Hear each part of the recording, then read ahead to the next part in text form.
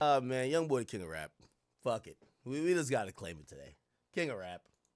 King of rap. That's the new narrative I'm driving. These niggas gonna have to bow to the feet. I like it. We're not talking about Kendrick and Drake and them niggas. They're like, they're on a different level. But below Kendrick and Drake, I'm sorry. With all due respect to every other rapper, young boy is the king of rap right now. I'm sorry to tell y'all. The walk down I seen in Atlanta tonight, give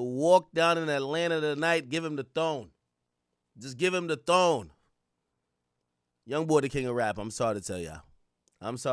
Hey, listen, I'm not saying it's gonna last forever. But for right now, in the last 4 or 5 months, young boy, the king of rap, man. He's taking names. And I'm going to keep it a bean with y'all. Chat, what I seen, I wasn't going to stream tonight. I'm like, I think the chat give me a pass. I got a little jet lag. Well, whatever. Not really jet lag because I'm coming from Miami or whatever. But I'm like, you know what? You got to get your house in order, blah, blah. Make sure the moms was everything good here, Pluto and, the kids or whatever. So I'm like, man, damn, shit is getting late. I'm like, damn, I might not be able to get on. I'm like, they going to understand. I hope they understand. Like, I'm a human, right?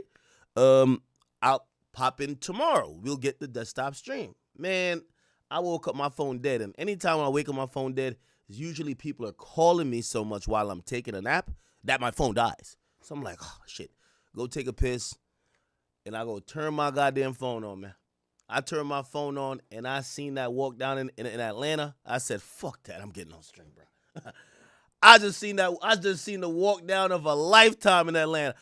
And y'all gonna say I'm dick sucking, but this is, listen, with all due respect to even, and again, I'm not shitting on Kendrick. Trust me. This shit was bigger than Not Like Us for me. Ain't nobody get clapped behind Not Like Us. That's a fact. Like, it's just, they call Drake a pedophile. Yeah, all right, cool. Name calling, bet. This was a walk down. This the biggest walk down since Gucci pulled up to Macon, Georgia and performed The Truth.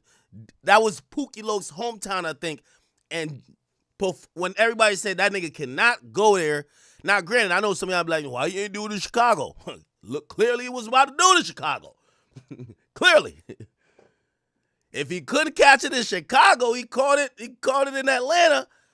What a whole thing happened. I ain't gonna cap. This was a walk down. We got to keep it 100. And I ain't going to lie, the best thing I like about YB performing that diss song, there was a few niggas, allegedly, that might have been teetering. Like, could we fuck with him now? Dirk locked up. Even though when Dirk was free, we was standing on business. And it was like, we can't fuck with him. But Dirk locked up. Like, maybe we could fuck with him now? He slammed the door shut on that. All y'all niggas got this. Holy. King of rap shit, man. King of rap. He definitely king of street rap. But I gotta say, after I seen tonight, this was some king of rap shit. This is how you take the throne. You don't get gifted the throne. You take that shit. Nigga, yo. Stole that shit. That's what I do, nigga. That's what he do. Fuck, nigga, I stole that shit. Somebody says, Dirk been performing Aha everywhere.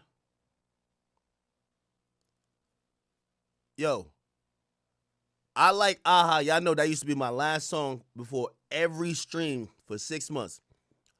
But half of the people listening to Aha don't even know what he talking about. They don't know he dissing like YB and kind of like addressing the situation. And also he mentioned a whole different situation about his brother dying too. This song is a straight diss song. Vulgar. There is no reason for you to ever turn on this song other than to hear unadulterated, pure, unfiltered killer vibes. Calling niggas out by name. Every single one of them. There's no hook value to this. Aha, cool. Don't respond to shit with dope. Listen, I love Aha. And trust me, I'm gonna still bump it. I'm just telling you, to me, this was hit 'em up of this generation. That's a fact. That's how you, bruh. Like even like, you know, when we talk about this song, by the way, this song about to go down in history. I'm gonna play the full video. This song about to go down in history. I'm kind of agreeing with y'all. You know what I mean? Obviously, it's not my favorite diss song of all time, but the impact of Not Like Us, it probably will go down. You know, I got to be objective. It's going to go down as the greatest diss song of all time because of impact. No, not I guess yeah, impact and how big the shit got. Pause. But obviously, like me, you know me, I love vulgar shit. So like, I like when a nigga die and you diss him. My mind is a little fucked up with it. This is why I even like, that's why I could never rock with the lawsuit shit, man. I love shit like that. I like when you diss a nigga, dead grandma, dead dog, shit. If his baby mama got an abortion, miscarriage, I'm sorry, that's what I like. I grew up on, I listen to all these Chicago niggas. Like, there's no limit on it. I'm sorry. But, so, Not Like Us is probably gonna be like the greatest diss song because, like, commercial value. And by the way, it was effective too. I think, you know what I mean, it changed a lot in the industry and shit. Affected Drake. I think some people would say, right? But I Hate YoungBoy is the hit 'em up of this era. Vulgar. Everybody caught it.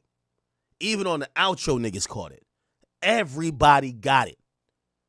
Now, I've been to like 8 shows. I was always in the mindset of, I think he's going to finally stay on stage because I don't know if y'all know how the show go.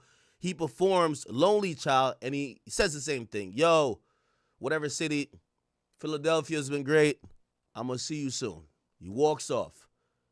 His crew kind of like start bouncing around and kind of start almost going in the middle of the stage, and the DJ's like, we're not done. Drop the song. But YoungBoy is not on stage on performing. Him performing this, ain't there a video of Pac performing Hit 'em Up at like, you know, it was like a House of Blues or some shit like that. That shit was epic. To me, this is the Hit 'em Up of this generation. There's no reason for you to put on, and this is the difference I'm going to say. Again, I'm not dick. I know, listen, you know me, I still try to keep it very fair. I still love Dirk. Come on now. But I'm going to always call a spade a spade. Aha, there's mad niggas who listen to Aha. They don't know who's getting this. They don't know what's going on. They just think it's a catchy song. The reason I'm saying I Hate YoungBoy is like a hit 'em up type diss is because you would never put on Hit 'em Up unless you wanted that energy in your life.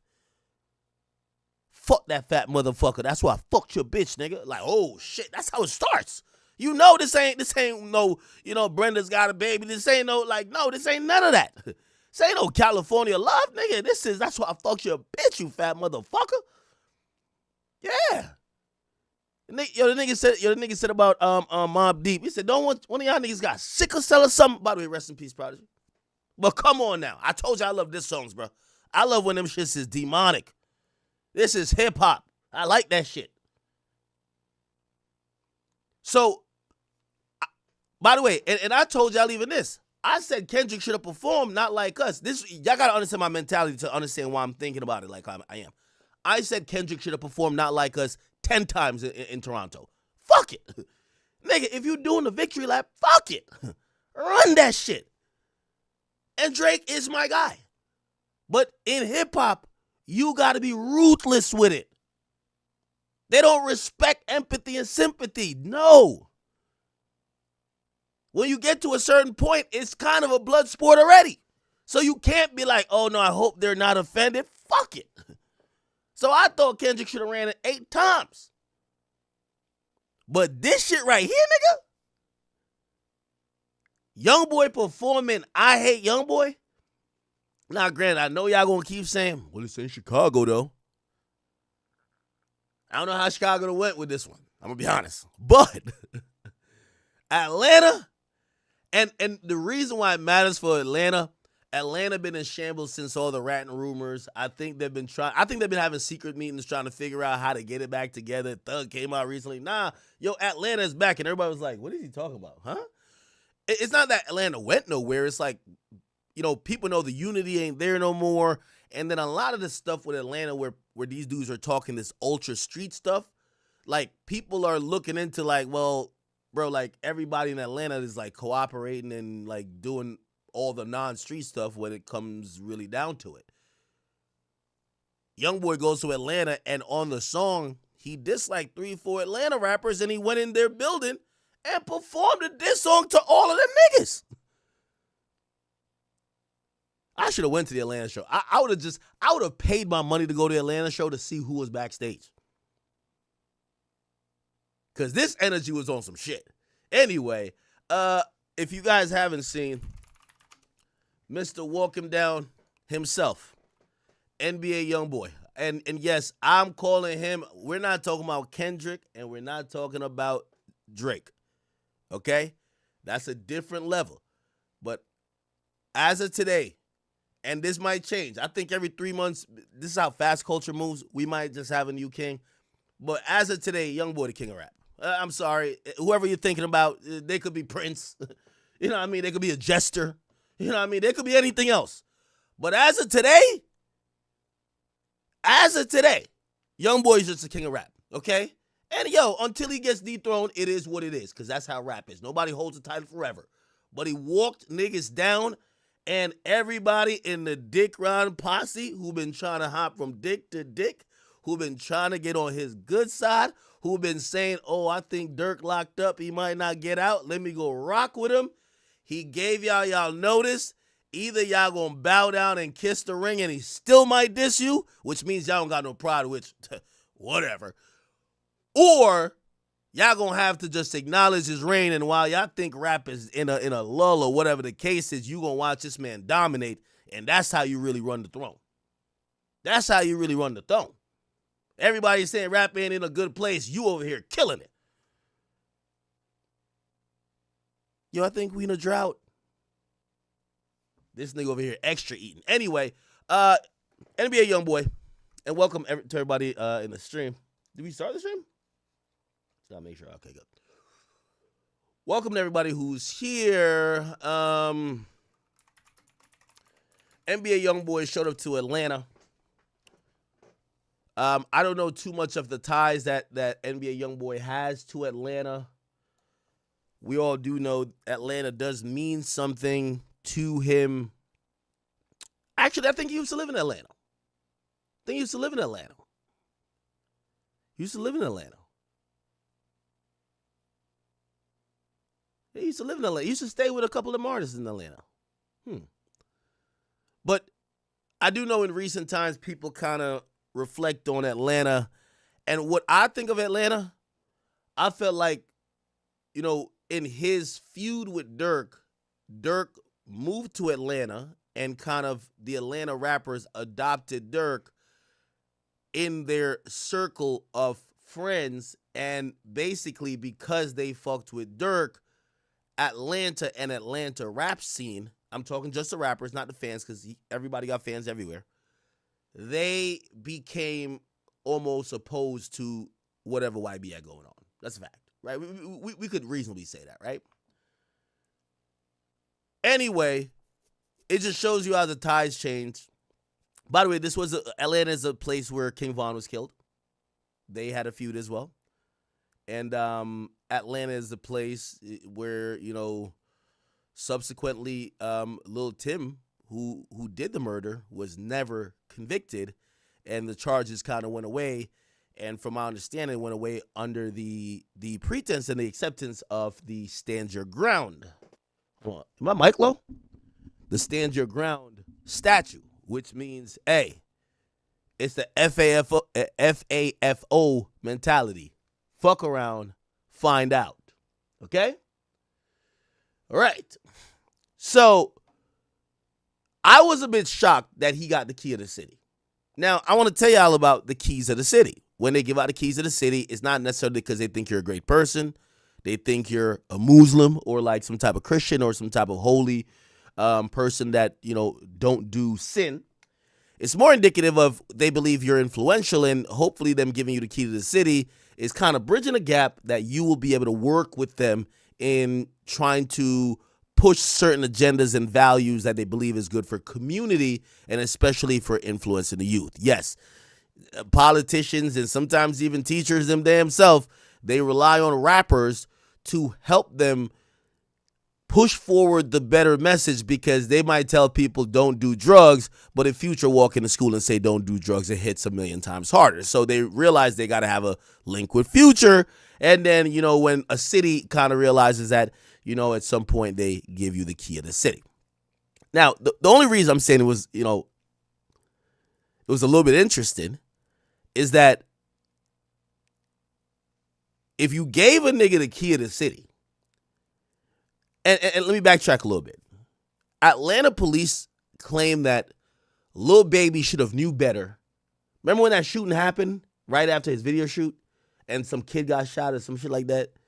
That wasn't him. But Atlanta police came out and said, yo, Lil Baby should have known better. Basically blaming him for the subsequent shootings, because they're saying he should have never shot a video in his ops hood. That's what they're saying. So they're saying they were almost like, and Baby's lawyer even came out and said it was unfair. They kind of put blood on Baby's hands. They were like, yo, you kind of started this because you shot a video in your ops hood and you should have knew what was going to happen. Okay. Remember, that's Atlanta police. Well, these motherfuckers give NBA YoungBoy the key to the city, who got a diss song dissing half of the niggas in the city. Half of the niggas in the city don't like him. And also, his biggest feud is with rap feuds with a rapper named Lil Durk. And Lil Durk's right-hand man was killed in Atlanta. So, and knowing even how his concerts have been, YoungBoy, as his concerts have been going on, he been performing more and more diss songs to that whole situation.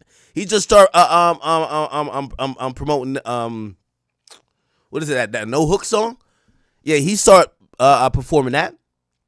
But anyway, let's just get to the current now. So he was awarded the key to the city before he performed the diss song to half the rappers in the city.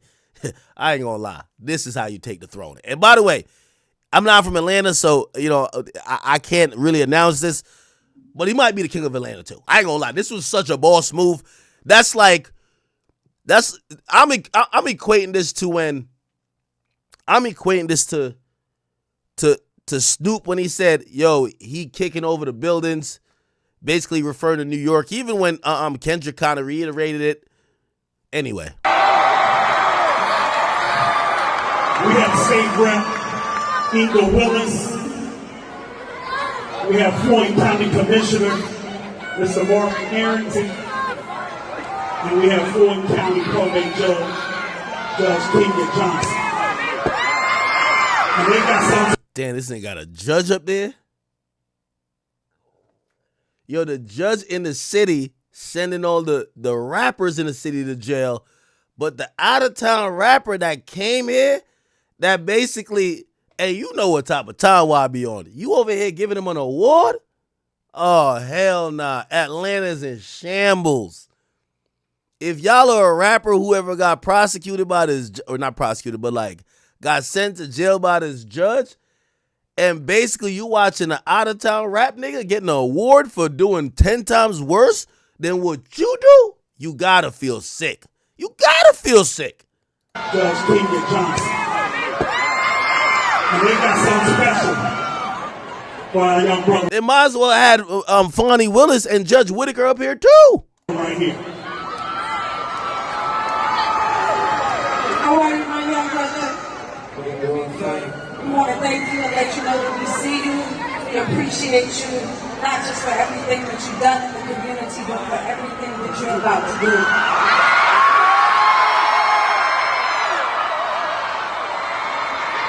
We want you to know that we recognize the power that you possess and that you can assist us with helping our community eliminate gun violence in our schools.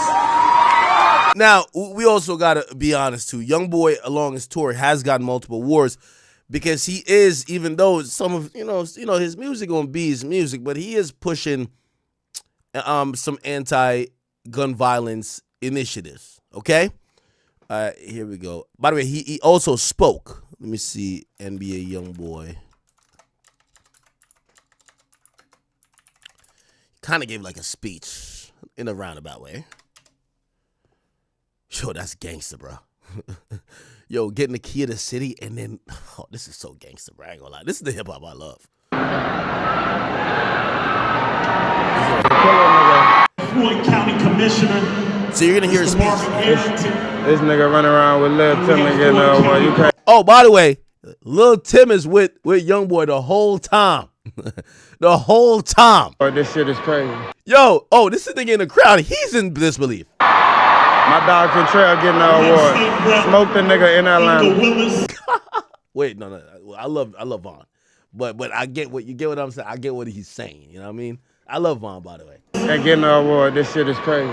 We have Floyd County Commissioner, Mr. Marvin Arrington. This nigga running around with Lil Tim and getting the award. You can't make this shit up. Judge Kenyon Johnson. This nigga got King Von smoked and got an award. Boy, hey, shout out to the motherfucking A. You hear me? This nigga just got an award in Atlanta and Vaughn dead. Boy, shout out to YB.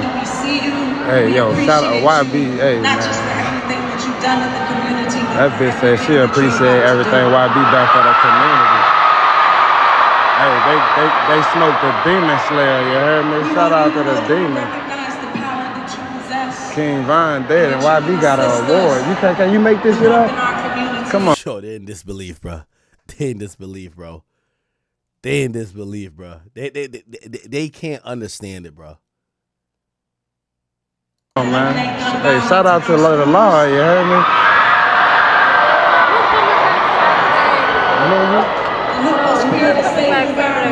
I'm not gonna let you out of here. We about to be over. It's about 15 minutes. I really appreciate you. Hey, you can leave. And by y'all doing this for me, I want to say something, because I want to be honest with y'all. No, I don't tell guys no more. In my lyrics, I haven't cleaned my lyrics up, they still kind of. Okay, so he says, I'm going to be honest, I haven't cleaned my lyrics up yet. I love the honesty. Shout out to Kentrell. Because he could have went up there, and when niggas get these type of awards, like, they start talking about some gospel shit. YB still got the best walk him down music. And so he's being honest. He could have been a hypocrite and be like, oh, yeah, thank you. I'm going to make more songs that's not violent. But he's acknowledging that the music he's putting out right now, it is kind of still promoting the shit. No, I don't tell guys no more. Okay, so he says, I don't tote guns no more. That's an improvement. It's an improvement. Even though, I believe staunchly in the right to bear arms. So, but I get it. Like, he's talking about in the way he used to do it. No, I don't tell guys no more. In my lyrics, I haven't cleaned my lyrics up, they still kind of hard, boy. Very violent. But I'm aiming to do the right thing. I'm on the right track. Yeah, you most definitely on the right track. Ain't nothing gonna get in my dog way. I swear, man, come on, man. I got the phone. You gotta. I just want to be honest with you. But I really appreciate it. I swear to God. My dog ain't going back to jail. Stop playing. The guns they done over my way. I'm protected, but I don't really tote. I don't really keep it in my hand like that. Yeah. And I think you should keep it that way too on some real nigga shit, my friend. Yeah. I'm gonna let you finish. Come on. What I told you, Ski? Stop playing. For the great state of Georgia, for everything that you are and the man that we are witnessing you become. We honor you from the county of Fulton County, from Commissioner Marvin Arrington. And this is your probate judge. Hey, shout out to YB, man. Only nigga I know smoke a nigga and get an award. For encouraging young people to never bring a gun to school. Yeah, they say he doing good in the community, man. King Von ain't terrorizing this bitch no more because of YB. Yo, listen, I love Vaughn, honestly, but like this commentating nigga right here, he's all jokes, bro. He said this is the only nigga to do this shit and get an award. They said he did good for the community. Yo, this is crazy. Award. For encouraging young people to never bring a gun to school. Yeah, they say he doing good in the community, man. King Von ain't terrorizing this bitch no more because of YB. So shout out to YB. Thank you, man. Much love, man. That was crazy. Now, after this segment,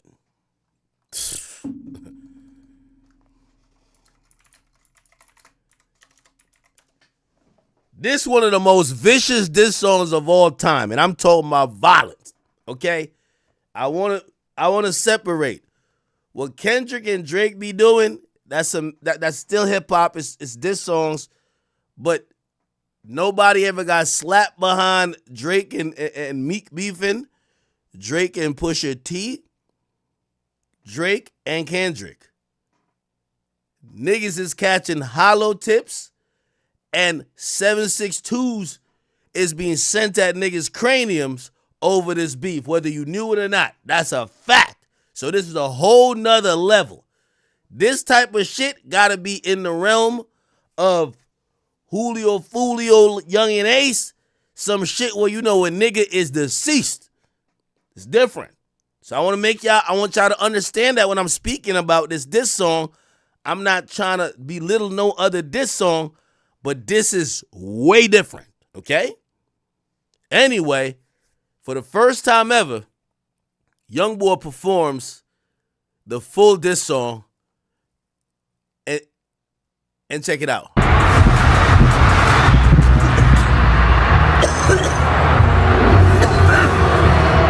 Okay, let me just watch from here.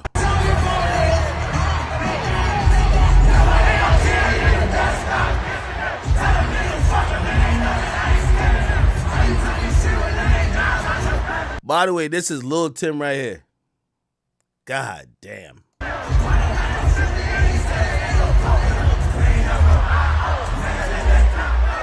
Yo, Lil Tim sing along to this song like, just look, Lil Tim sing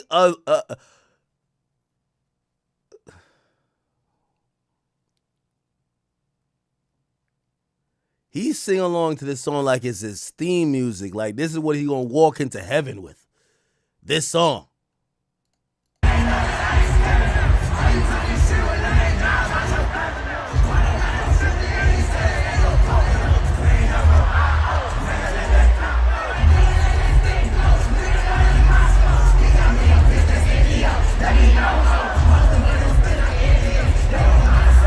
Now, we knew that the Dirk disrespect and the Von disrespect was definitely going to happen. Because that's majority of the premise behind this song. But there's a couple other niggas who caught some strays. That's what I was always trying to see. Especially now he in Atlanta. Would YoungBoy tuck his tail for the Atlanta Super Thugs? Or is it now Atlanta is seen as so... Atlanta is like Disneyland, right? Atlanta like Disneyland. That niggas is like, man, running on all of them. Let's diss y'all in y'all own place. This is crazy. That's what I wanted to see. So the Dirk and Von part, I was like, it's going to happen. You know, and if it was Chicago, I would care more about the Dirk and Von part. I was just caring about a couple subliminals to like the Atlanta niggas.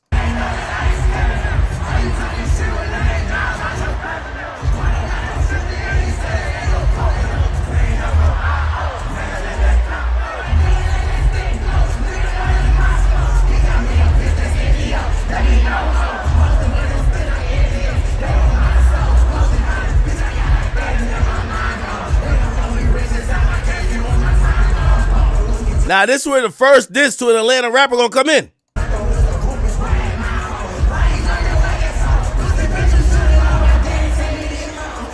Here we go.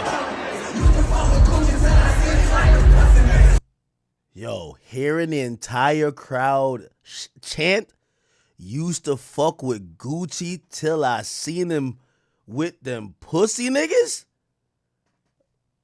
I'm like, where we at? This is like a location check. You got to like swipe over your phone. Oh, what the fuck? Oh, we in Atlanta. Oh, hell nah.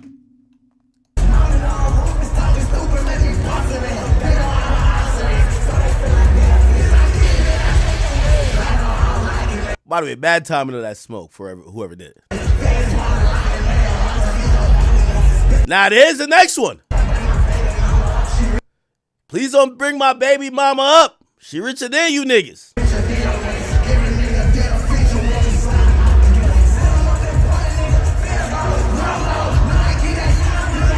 Hold on.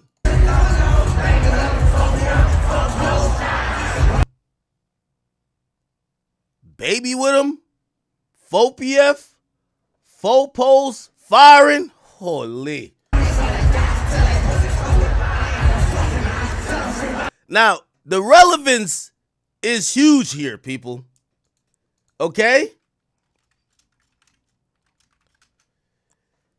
Gucci Mane, remember, this is around the time, and I kept hearing from everybody, yo, there's blood involved, you gotta pick a side. There's blood involved, you gotta pick a side. You can't be on both sides. Gucci, Lil Durk, he did a song, it was called Rumors.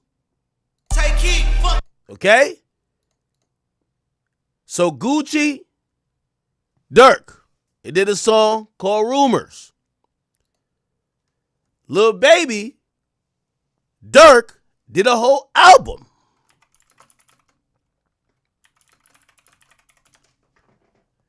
The album was called The Voice of the Heroes. Remember Durk said, I'm the voice? He's the hero. You feel me? Like, shit.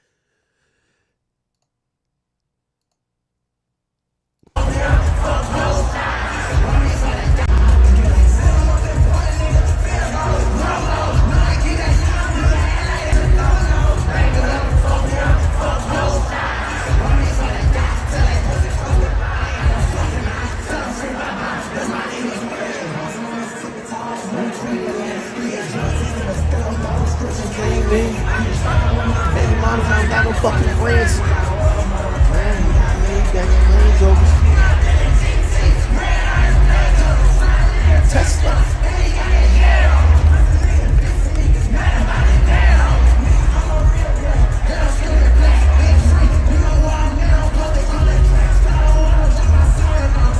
Chat, I'm telling you, this moment is, hey, yo, I need hip-hop historians who know street shit to tell me which another moment that's bigger. Gucci Mane performs Truth in Make It. Yo, I remember niggas said there's no way he was going to do this and come out alive. Nigga, this is a club, though. Which I guess a club is more dangerous. But he went in there, nigga, and did that shit. Nigga, he did that shit. Hold on. Here we go. No. Where is it?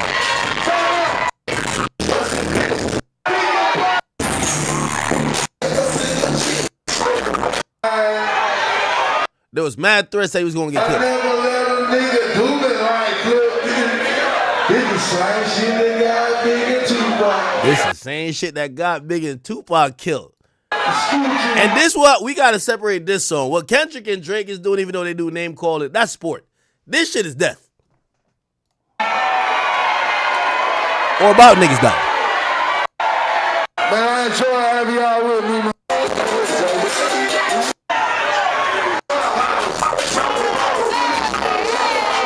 Okay, anyway. He definitely did show up. He definitely did perform. Anyway, back to this.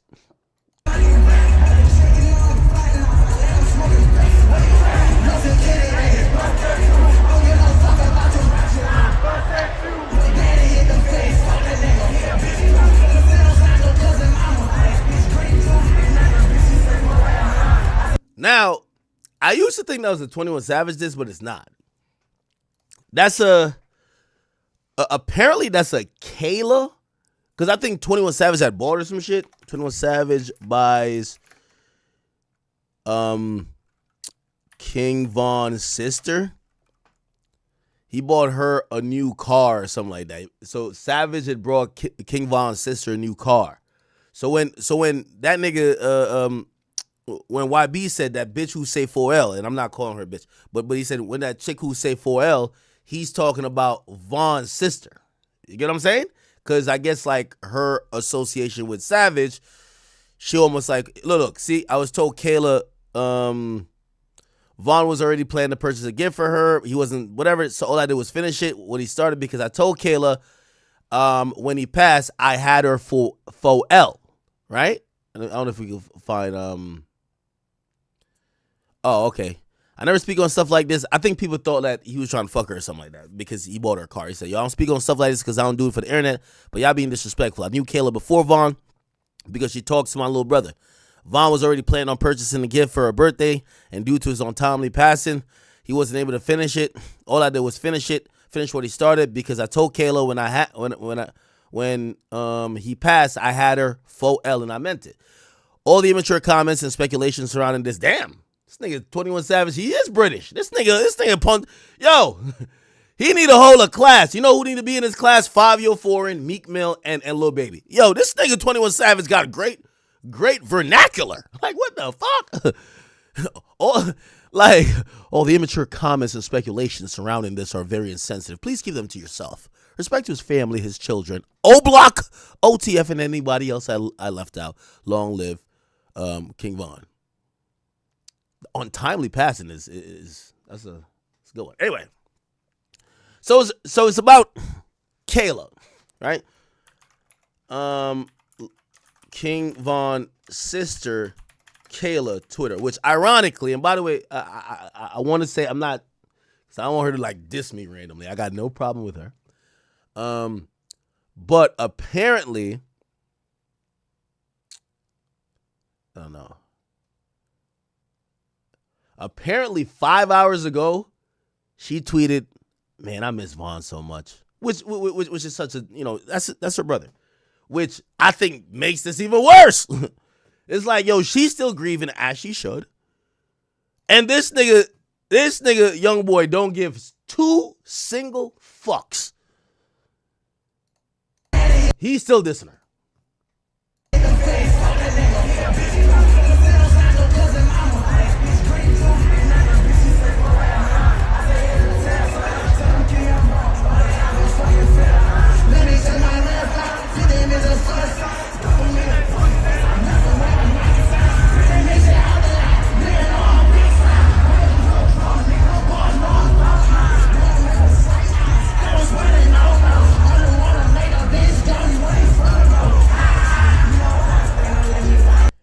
That's where he clowns the Aha song, because I think this was a response to Aha, right?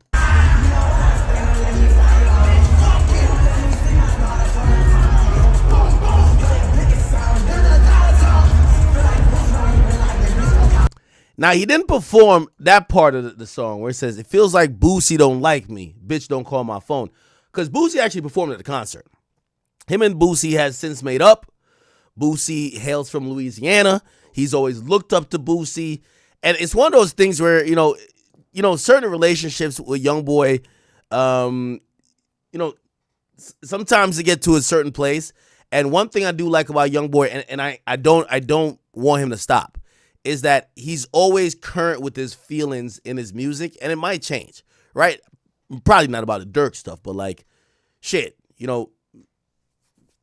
there was a time that he wasn't cool with Birdman, that he was, he said whatever, but you see him now, him and Birdman, they're locked in. Shit, me and him, weren't cool at the time, and shit, he said his piece, I said my piece.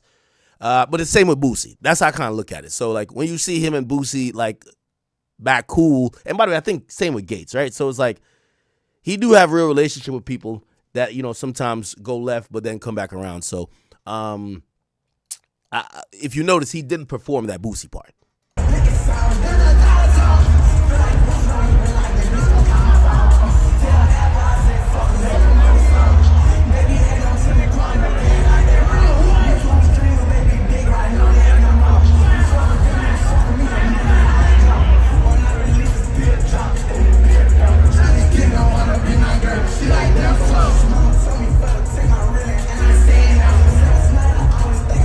Okay. I think this is about the majority of it, right?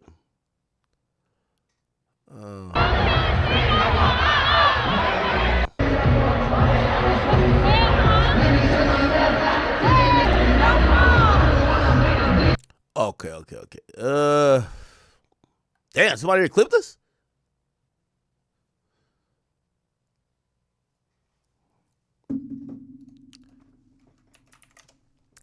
Also, the reason I know some people like, yo, act you dick riding. Tupac. This is the only big performance I have of Tupac performing this song. Tupac probably performed this song in front of 2,000 people, respectfully. YoungBoy performed in front of 20,000 people. Like, I also want to, like, both songs got that same level of disrespect. To me, both songs got the same level of disrespect. By the way, in terms of disrespect, this is way more disrespectful than Not Like Us and Family Matters and Back to Back and what. This is murder games. You feel what I'm saying?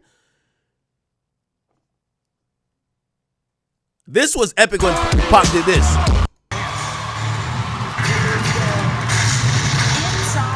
Another real street diss song. We not talking like, again, you know, I'm not keep saying that song because I don't think I'm dissing a nigga.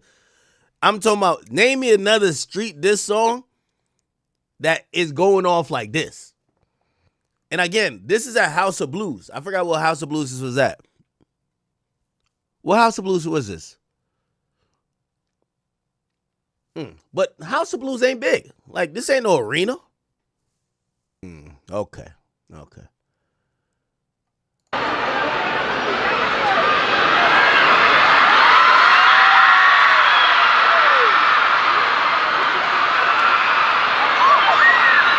What he did? Pilot showdown.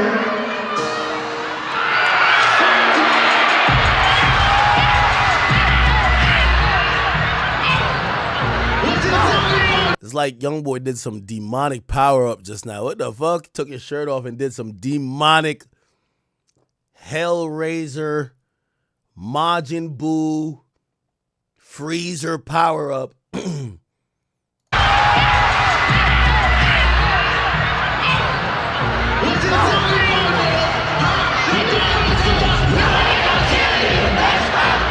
Nah, I just want to get to the end of the song. We already seen that.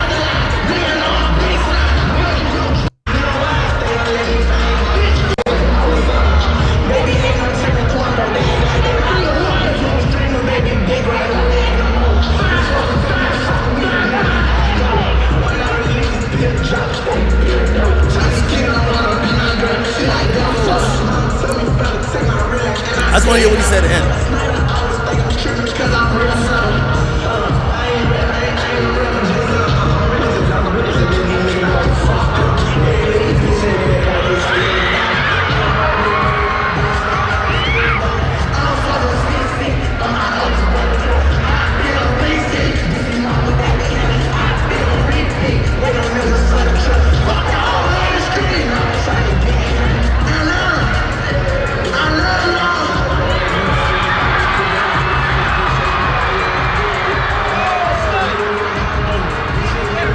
Okay. All right, man. That shit was crazy. Man. Chat, I love hip-hop. I think I'm a hip-hop historian. I think I'm pretty fair.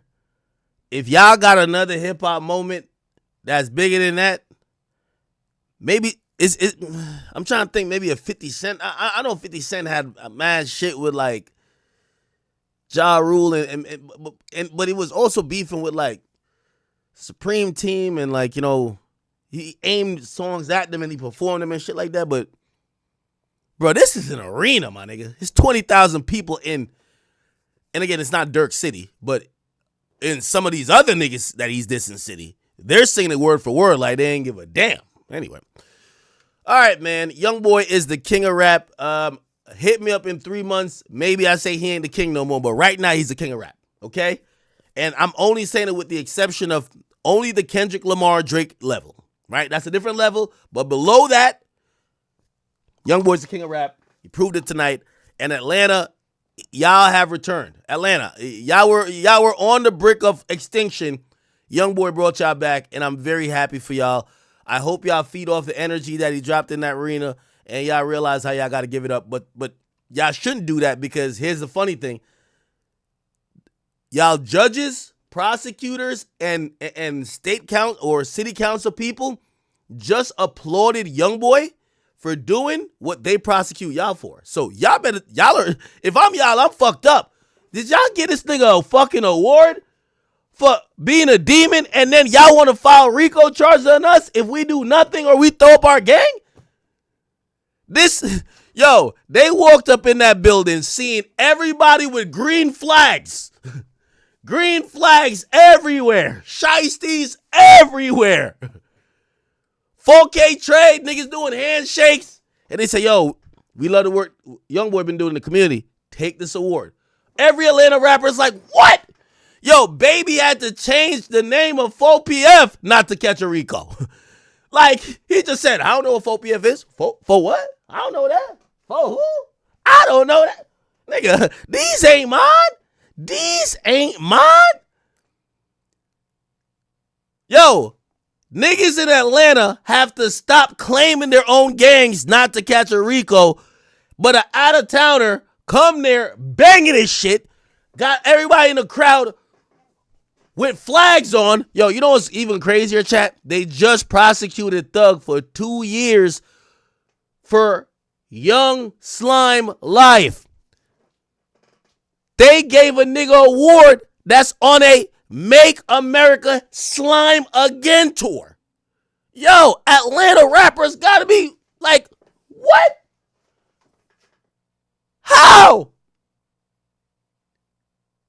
And then they got him as the, yeah, let's stop the violence. He got the killer on stage. The most notorious murder, I think, in the last 5 years of any rapper in Atlanta, the nigga who killed him is on stage. Yo, I'm telling you, Atlanta rappers right now, they're in shambles. They're like, are you fucking kidding me, bro? They told us if we say 4PF, if we say this gang, if we say that, they're throwing us in jail in a RICO. We change our name. And this nigga come over here and y'all allow him to say 4K trade with mad green flags, and he have the killer on stage, and he performing the song dissing all of us, and he got an award? Yeah, that's what happens when you're king of rap. Yeah, that's what happens. I ain't gonna lie to y'all. Atlanta rappers, that's what I'm saying. That's what happens when you're the king of rap. You see, if Thug was the king of rap, he wouldn't be saying this other shit.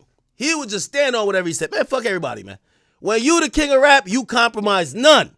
Right now, and again, it's for now. I ain't saying gonna be forever. Why be the king of rap? And everybody who has something against it, don't hit me up, because this what rappers watch my stream, they hit me up. Yo, Act, you tweaking, man. Yo, you wildin'. When y'all could do this, I'll call y'all the king of rap. I'm fair. The moment y'all do this, I'll call y'all the king of rap too. But I'm only looking, I got eyes, ears, and a brain like y'all. What I seen here is like, this was king of rap material to me. He got it. He got it. For now, he got it, right? For now, he got it.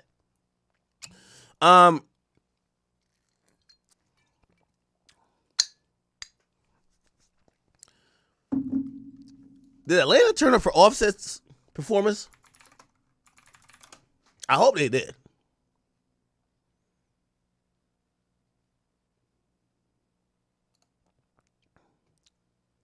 Like, this is basically Offset's homecoming show. I know somebody's gonna be like, yo, he's from Gwinnett. I get it, but come on. By the way, here's the thing. He's going back to Atlanta. He's going back to Atlanta on Saturday. Now, chat, here's the thing. So, I'm finna go link Stunner in New Orleans. Me and Stunner, we gonna link New Orleans. He say he want to bring me to all the hoods and the projects. I would normally not go, because I just heard how New Orleans is. Well, New Orleans, the whole Louisiana, like New Orleans, Baton Rouge, all that shit. I hear it's real static over there. But going with Stunner, I feel safe. So I'm gonna link him over there, and then YoungBoy's birthday show is Monday, and that might be probably one of the last shows I go to on the tour. How many shows are left? Because I know some of y'all be like, "Yo, come on, man, get off his tour's dick," right? That's what y'all say. NBA YoungBoy's tour dates. But I ain't gonna lie to you, chat. Y'all know me. I showed up when Drake was performing back to back. I showed up when Drake was performing back to back in Philly. I had to see it for myself. And by the way, I was supposed to go to Toronto. I was supposed to go to Toronto. I wanted to see Kendrick perform. Nigga, I just love hip hop, bro. I want to see the most disrespectful shit live. You get what I'm saying? So I didn't know he was giving it up like this in Atlanta. So now I know he's going back to Atlanta on Saturday. Nigga, I might have to go to Atlanta. I gotta see it. I want to see it. So then he goes to New Orleans and these shows here. Yeah, I think I'm gonna skip these. Yeah, Alabama. What's popping in Alabama? Shout out to y'all, but I don't know what's popping. Yeah, let's skip these. Maybe I'll pop out to like Texas one more time. Maybe Houston. Never been to San Antonio. Maybe I should go there. And then, yeah, the rest of these I'm good off. Seattle, I'm good. Portland, I'm good. Las Vegas, I'm good. Yeah. Okay. All right, people. How y'all been? It's 3:20 in the morning. I had to get on to get that off, chat. I'm sorry.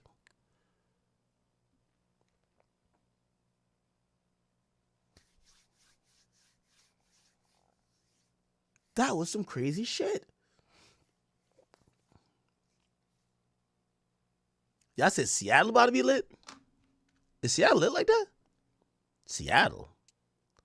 I feel like Phoenix might be dope, but it's like, you know, by the way, fans in these areas usually turn up crazy. It's just that, like, I just know artist-wise and, like, you know, industry significant-wise, nothing crazy is going to happen there. You know what I mean? It's like the crazy shit's going to happen in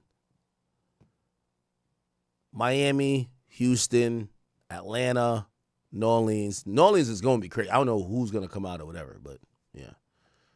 But anyway. All right. Let me try to give y'all some topics. All right? You want to try that? We got to learn how to... By the way, do y'all like my IRL streams? We did one at 6ix9ine's crib. Also, the stream that we did at his show with Aiden that got scuffed, we realized it was low-key a problem with the equipment that we could have fixed, but it was kind of good that it cut out at the same time because, you know, I think y'all would have had a bad impression of the show anyway.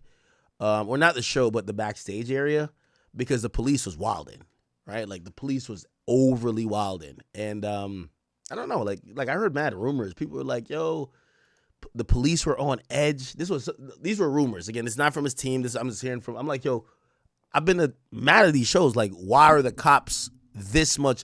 They're like, well, the cops have done their research. They know that YOUNGBOY doesn't get along with Kodak, so they're on extra high alert. And I'm like, huh? I don't know what the fuck that meant. Like, you know what I mean? Like, I don't even think the issues with YOUNGBOY and Kodak are like that. But that's what some people are saying. That's not confirmed, though.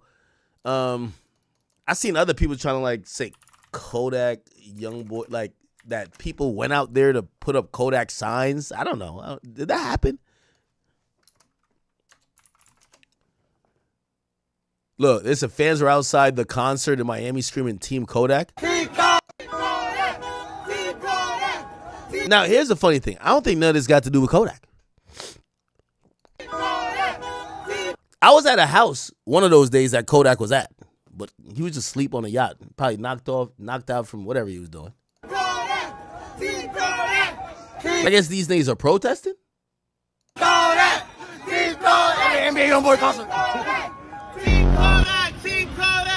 No, this guy's an influencer. I know. He's an influencer. Oh, okay, so he's just an influencer. Jesus Christ. Oh, my God. Oh, he better be happy that little Tim ain't come outside. NBA Young.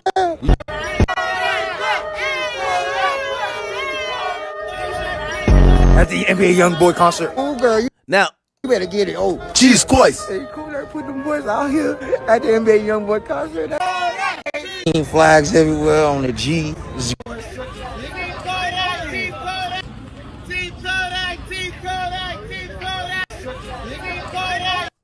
Yeah, these niggas is brave. I ain't gonna cap with you. Then I seen some other unsubstantiated, like, you know, I think these were like lies though. They were like, yo, Kodak had a yacht party right next to that. I feel like that was a lie though. I think that was a lie.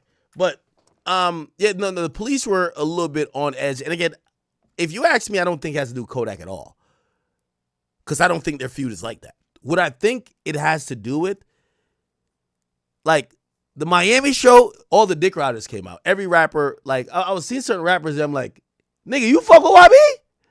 And I could tell they're like, I don't fuck with YB, I'm here for the clout. I'm like, oh, okay, I see what you're doing. I see what you're doing. Yeah, like, yo, I see certain niggas, I'm like, nigga, I thought you, like, chill out. I'm allowed to switch sides. I'm allowed to, yo, whoever hot, I'm with. Yo, you ever seen, like, them fans that got their jersey on in the playoffs, and they're like, they rooting for their team? Soon as their team lose, they take the jersey off, switch it inside out, and it's the other team's jersey. That's what's happening. I seen it. I seen it with my own 2 eyes. Yo, I seen some. I'm like, yo, you know what niggas say? Yo, act, chill out, bro. Don't make it hot. I'm like, I got you, bro. It's all good, man. Ain't nothing wrong with switching sides, I guess. I don't know. Okay. Yeah, I think the other stuff was like fake. Somebody was like, yo, he had a yacht party. And I think that was fucking lies. Okay, but it looked like an influencer was trolling. I want to make it very clear. I do not believe that Kodak Black had anything to do. But I did hear while I was on the ground that the police were taking much precautions, not only because there were hella rappers coming, like Miami was just hella rappers coming. It was a dick riding competition. But also, I did hear from people, they were like, you know, they're aware of his feuds and like notably with Kodak, and Kodak's from this area. So I know when we went in the backstage, and if you wonder what one of the reasons Aiden probably had a hard time, it wasn't necessarily YoungBoy's team or his tour management team that could just make all the decisions. They held me outside for over an hour, like to the point they were like, yeah, how's Zach still outside? But it was a call of the police, you know. Somebody fainted inside, so like they was bringing out stretchers, and they said the building was at capacity. So if the cops say the building's at capacity and not letting nobody in, they don't care if you're the fucking, you work for them. It don't matter who you are, they're not letting you in. So it is what it is. It's the cops. Okay. All right. What y'all want to talk about, man? Escort being a sweetie? No, escort being a sweetie, or sweetie being an escort? Yo, my man Grant hit me today. I'm like, yo, not Ruby Rose too. Oh, hell nah, man. Ain't no. Yo, Grant, your page open? Grand Wizard chat nigga. And also, could y'all stop saying that Grand Wizard, y'all know when I play that audio, that's not Grand Wizard's voice. Grand Wizard passed his number off to somebody to talk to these investigators. Y'all have never heard Grand Wizard's voice, and I think you probably won't, right? Y'all have never heard his voice, just to be very clear. And I'm now adopting that he's an AI. So stop thinking you have figured out who or what he is. All right. Anyway. Oh yeah. So I feel like we got to get into the Sweetie files first. So now let me give you a little bit of a and by the way, this is all a theory. I want to make this very clear. I am not accusing anyone of anything, but because of information that's came out, we're having a reasonable discussion. I got to say this because these motherfuckers love to sue or try to claim defamation. Like, they'll be selling pussy and still say, oh, you're defaming me by calling me a pussy seller. Like, nigga, what? Whatever. So I'm just saying these things because I'm allowed to engage in, you know, non-malicious, meaningful discourse over things I've seen on the internet that has been reported by multiple people, right? So we're now, like, we're unlocking this escort cabal. So this is what I've heard. And I've done some research on it. And, yo, Trap Lil Ross, street rap is dead. Everybody's snitching. So please, could you stop covering, and Lil Jeff is dead. So could you stop covering the street rap, who killed who shit? And let's focus on what matters. Who is selling vagina in the rap game? We really need to know this stuff, right? So here's what's going on. A lot of these female rappers, you ever think about a female rapper like, yo, she was popping like 8 years ago. She still look good. How is she making money? Well, listen, man, I used to think that they were all going to Dubai getting peed on shitted on, and nutted on. That's the thing. You know what I mean? Like, you know, you see a rapper, she got nothing going on, and then you see her on Emirates. You know what's going on. I know what's going on when I see that. Oh, shit. That Sheik sent for her. God damn it. That nigga about to eat all dairy products and have the craziest diet. Yes, and I do hear these people, when they're shitting on these chicks, they take the laxatives, they go on, you know, shit. I like to say I'm lactose intolerant and also intolerant of lacking. But here's the thing. These sheiks, they get on a dairy diet and they let out a nice diarrhea-filled, you know, turd, or not turd, but just like a osh-mosh of doo-doo on these women's chest. Sometimes on their face, on their private parts. Sometimes they have coverings. And really, what they get out of it, from what I've heard, because I was always confused, right? Like, if you're going to go pay somebody 80 bands and send a $20,000 Emirates flight or whatever the case is for some of these influencers, sometimes it's more than 100,000 they're getting paid. If you're going to shit on their chest or do whatever, why not just fuck them? Like, you know what I mean? Again, I'm diametrically opposed to paying for vagina as a transaction. I know somebody like, well, you buy a flight. Yeah. But if it's like, here's this for the vagina, I don't pay for nothing I can't take. Like, I have permanently. You know what I mean? I don't rent cars. I don't rent my house. All of these are owned. Anything that comes with payments, I don't like. So when I send the money once, I own it. So that's why I'm not into. Now, if it was some shit where like, yo, I pay you and I own a pussy for life, I buy a pussy. You know what I mean? If I own it for life, of course. But pay for one fuck when you have unlimited fucks? Huh? Hell no. I'm good. Because I seen people were like, yo, Ak, you wouldn't pay 10 grand for Sweetie? Fuck Sweetie. It's about all women. If I pay money for the pussy, I need the pussy on demand when I need it. 10,000 for one time? You know how horny niggas be? Nigga, one time is for one day. You gonna be horny the next day. The last day of horniness, or how you satisfy your horniness, it doesn't matter. So you have to pay 10,000 again? Hell no. So that's what I'm gonna post. Anyway. So, oh yeah, so these girls, they get shitted on, whatever the case is. I've learned that most of these female rappers, when you see them start to fade out of like music relevance and they start embracing influencer like lifestyle. Now it used to be more popular in a few years ago. I'm gonna tell you why it's not as popular now. Like a woman like Ruby Rose, she had one song that was barely decent. The thing is that with OnlyFans now popping in the celebrity, you know, influencer lifestyle and thirst culture, she's probably making $700,000, $500,000 a month on OnlyFans. So it's not like back in the day, like these chicks used to look beautiful, have some clout, but be broke. So that was an enigma for them. Okay, you have some clout, you look good, but you're broke. So how do you get the money? OnlyFans and some of these chicks really embracing the whoredom, you know, like which Ruby does, she could get the bag by herself. But back in the day, some of these chicks, you know, they couldn't really do that. So what would happen is these dudes from like in Saudi Arabia or wherever, like, yo, I got $200,000, but I want to do some real kinky shit with you. It's discreet. And by the way, here's the thing too. Let me give you, again, I know some people are like, yo, you can't give game on women. What about, hey, listen, I'm giving y'all game. Listen, don't watch my lifestyle, nigga. Just take it for what it is. A lot of women will do some really whore shit when they know without a shadow of a doubt, nobody will find out. When you go fuck with a rapper, these rappers all pillow talk. They all brag about who they're fucking. They do really obvious things. These women go to like Dubai or these Middle Eastern countries, and essentially they get smutted out and nobody knows. These guys ain't coming online trying to brag about it. You're not seeing nothing. All you see is a trip and they look like they're alone and they come back. They don't talk about it. These princes or sheiks or whoever the hell don't talk about it. And they're way more comfortable with doing way more demeaning things, knowing that it's just between them and God, and the guy ain't gonna say a motherfucking thing. You let a rapper piss on you or shit on you or do all that type of shit. That's what I'm saying. I know Diddy would spend a hell amount of money.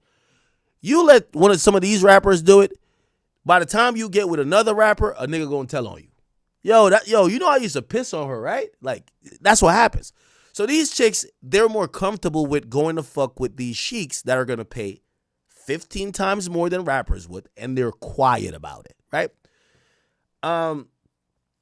It's changed a little bit because these chicks, they've just kind of embraced it and start doing the OnlyFans hustle with the online, influencer shit once their rap career fades out. But it happens, right? So in infiltrating this escort cabal that is within music, we're getting to find out that, okay, we have the Dubai chic game. They're shitting on you. They're pissing on you. Sometimes they just want to watch people shove inanimate objects inside of you. They're getting off to kinks. And by the way, this is what I was trying to explain. What do they get out of it, right? Because I was like, yo, if y'all not, I hear sometimes they don't fuck the girls at all. Like, they don't even care to fuck. So I'm like, what do you get out of shitting on the girl? And I think for them, is Western culture globally, it's so, the way they look at it, I don't know if I'm going to explain this right. The way Western culture and pop culture is put out to the world, their kink is dominating it, right? So the person you think is super beautiful over here that is whatever, if they could basically reduce that person to the dirt beneath their feet, it makes them feel more powerful, makes them feel whatever, and that's what they're there for. They have endless amount of pussy over there, right? They're not really trying to pay for pussy. They're paying to almost get the ego boost of, yo, y'all most coveted woman is nothing to me. Y'all gonna make them your wifey, buy them this, flaunt them on your arm. We would never flaunt them. Like, these dudes shitting on these bitches would never be seen with the girls. As opposed to these rappers, they can't stop taking pictures with these chicks, right? It's a different dynamic, right? Okay, so we got that game. That's the chic, we want to shit on you, porta potty game. Then there's an escort cabal. So the first thing is not the escort cabal, even though it's kind of is, but it's the chic game. The new game is all these soccer players. And yes, soccer players, I'm hip to all of y'all. Y'all are some of the biggest. By the way, I ain't trying to loud it up. When I went to Turks, all of the niggas, well, not all, I met about 3 groups of niggas that had like soccer players from the UK, and they all had the same like asphyxiation with women that people in the US consider beautiful. And they got money too, so they would just pay for it. So they don't give a fuck about it. You know what I mean? So like I remember just running to mad dudes, and I'm like, yo, where you from? Because I could tell they got some whatever. They're like, yo, I'm from the UK. I can't even get a UK accent, but they're from the UK. So I'm like, yo, damn, you got like 10 girls with you. Where they from? He's like, oh, I flew them from LA. I realized they flew out mostly American girls. So I realized in cracking this cabal, a lot of these like soccer players, they have the same fetishes of what, and that's what you got to think about American beauty. When American culture says that a girl is bad, these other cultures kind of see it. Here's the thing. It's attainable because you just got to pay for it. So a lot of these soccer players that really got buku money, right? They spend their money to get next to these girls. Yo, these girls don't even understand basketball, bro. They don't understand basketball. They don't understand tennis. These bitches don't even understand Uno or tic-tac-toe. When you see a girl at a soccer game, and I'm saying soccer because outside of America, everybody calls it football. If you see some of these chicks at these games, you should know they're literally prostituting. And from what I've been told, they'll bring these girls, like, they're even getting introduced to the players mid-game. They'll get brought down to the sidelines. Remember, if you ask Ruby Rose what's her offsides, she wouldn't know what the fuck. She might be like, offset? She don't know what's going on. She don't know soccer, period. Sweetie neither. So when you see them at these games, you should know what's cracking, bro. Like, you're telling me they're showing up and they know nothing about the sport? Yes, I'm telling you that, right? So from what I've heard, they're bringing these chicks, and again, I don't know. I'm gonna find out the price point because it really matters because I know some of y'all might be like, why would they do this? Number one, I told you with the Sheik story, the first thing is discreetness, right? Women don't mind being a really disgusting whore, especially when no one's going to know, right? If everybody and their mama going to know, shame kicks in a little bit. But they'll fuck with a person that they'll be like, oh, nobody will ever know but me and them, right? Because they get to keep their image. Such is the case with some of these dudes, right? So, apparently, there is this, and I guess damn near a madame. Her name is Maybach May. Let's try to pull her up. Maybach May. Now, I do got some questions. What the fuck? Is her page down? Oh, no, it's 2 eyes. I thought I was drunk or something. So we have someone who is now being seen as the middle woman to the whoring and the escort cabal. Now, I'm a little bit confused by her, and I want to be very honest and upfront. I'm confused why she would expose this if this is a business she has, which means she's going to take fell-off or just beautiful girls in U.S. rap culture and bring them to clients out of the country to get fucked on, peed on, or whatever. Why blow the business up because you didn't get your cut from one of your workers, so to speak? If you don't know, she first exposed Sweetie because she introduced, and we're going to get to that, she introduced Sweetie to a soccer player. The soccer player start rocking with Sweetie. Apparently, he liked her more than just fucking her or whatever, and looked like he might be taking her serious. But she's mad because she's like, yo, not only did I do a escorting hookup, I did matchmaker because y'all now linking and y'all might be taking each other serious.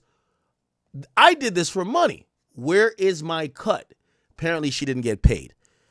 Now, with all this coming out, I don't know if anybody will use her as an escort hookup anymore, because you've blown up the business. So this is her, and it's very interesting. Since she's done this, we have to look at her. You know, she's on private jets all the time. I don't know if she sells herself too. I don't know. But you'll realize it's a lot of private jets.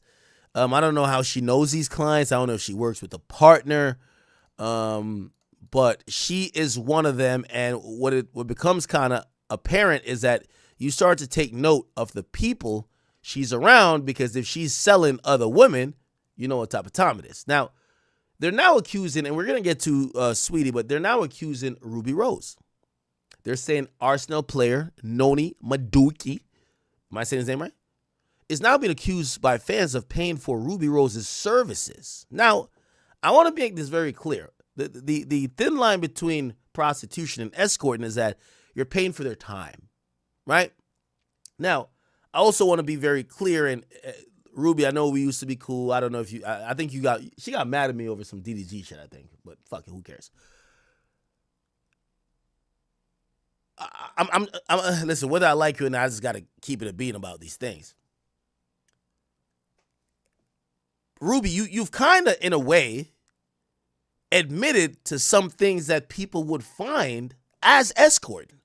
When you talked about your time with Drewski, that felt like an escort response. You said he paid for this, not the pussy.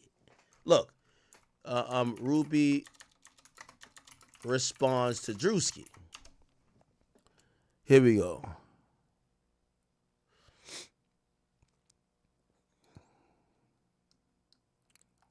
Where's the tweet she said? She said, and for the record, I never slept with that man. In my first pregnancy, I gained 65 pounds. My doctor said I needed to lose. Okay. She said, and for the record, I never slept with that man. The nigga paid for PR, not the pussy. PR could just be substituted for the idea of time or an image.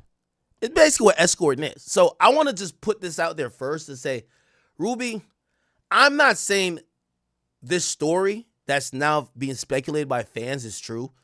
But going off your own admissions, which, by the way, I will admit you later then said you did sleep with him, and you say you were in a real relationship with him, I got you, but your explanation was admitting or an admission to some form of escorting in my book. So when you're now being accused of actual escorting, I can't say, oh, she would never, because by your own admission that people could pay in my first for pregnancy, I gained what the 65 hell? pounds. During my second Yo, one, TMZ, man, y'all just forcing these ads on me. When in your own admission that people could pay in whatever capacity for time with you, whether it's for PR or for their personal enjoyment, you're admitting in a roundabout way to escort. Okay? He says, I only give it up if I'm in love. I don't care how much money a nigga got. I'm rich as fuck. Okay, we got you on that. All right? So I want to put that out there before to lay the foundation of why I would entertain this, because I'm not here just trying to make everybody look crazy or trying to make, just throw random rumors that might be hurtful on people's names. So, Ruby, you've kind of like floated in this people could pay for my time / PR wave. So that, to me, that's escorting. Okay? So they're claiming that this guy paid, and they're claiming that he also paid via this Maybach May person. And that's the Maybach May person who introduced Sweetie to Jadon Sancho. We're going to get to that, okay? Now, they said these allegations have started after a resurfaced video of Ruby Rose attending a Chelsea FC for Noni Madueke, similar to how Sweetie, who was just exposed for being an escort and visited a Chelsea FC game for Jadon Sancho. This is Ruby at the game.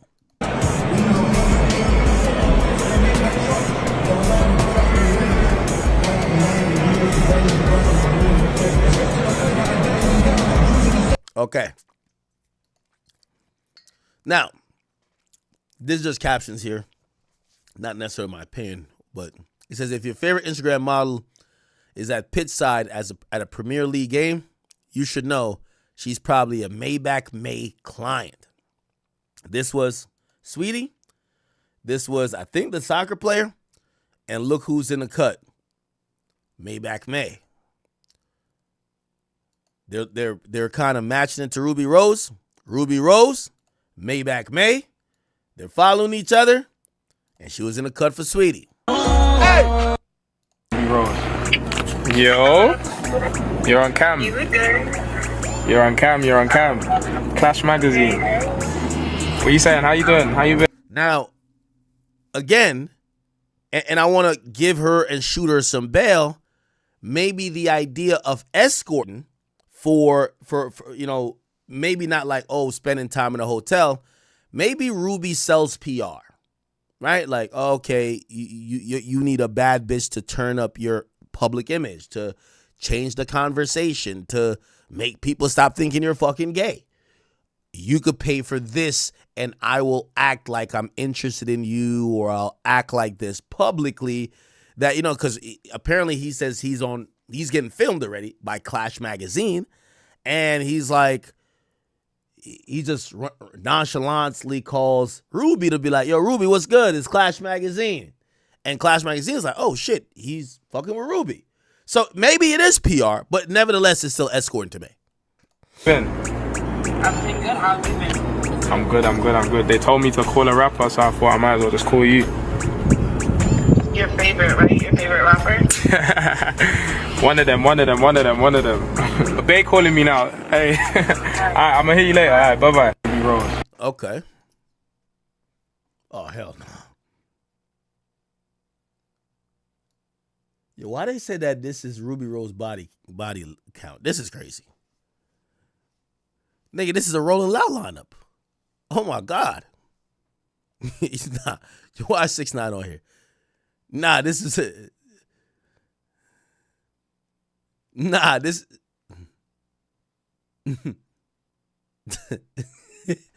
Yo, what? Nah, this. Let me just skip past this, bro. Yo, man, tell that nigga Sancho pay up. I'm saying Ooh, so Maybach May went on Instagram Live and refused to speak on introducing Noni with Ruby Rose amid the Sweetie and Sancho situation. How much money is these niggas making? Noni Madueke. Noni Maduki salary. You know, I got a pocket watch. He makes 7.8 million pounds. Let me see. A year.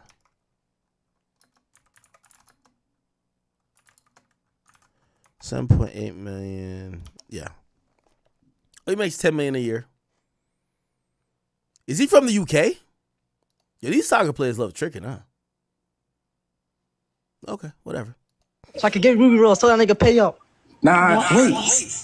Yo, tell that nigga pay up so I can get Ruby Rose. All right, Lil Yo, Y man. ain't tripping. Yeah. Yo, mate, we want to know, right? The streets want to know. Nani Madueke, was he, you know what I'm saying? Was he? I'm not speaking on nobody. Was he a client?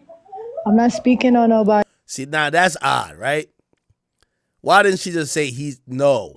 Or say I don't, even if she wanted to just fully cap, oh, I don't do that. Why not clear the guy's name? It kind of makes it feel like, all right, he ain't pissed me off yet, so I'm not going to expose him. Of course. Look. How about next week we run a proper live, you know what I'm saying? And we address everything. Because we're going to need to be addressed one day. Why? What y'all gonna do? It's just for tea. We bored. That's it, you know. Where's my money? That's what we trying to figure. I'm trying to get it with you. Where's the money? Where is it? Like that ass. Like, Where's my money at? Yo, where'd the nigga even play now? No one knows where he played, bro. Fuck that nigga. How much does Jadon Sancho make? Got to figure out his salary, too. What?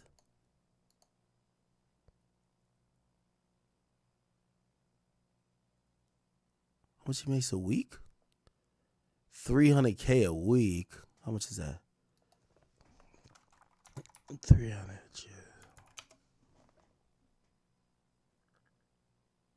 So he's making about $400,000 a week.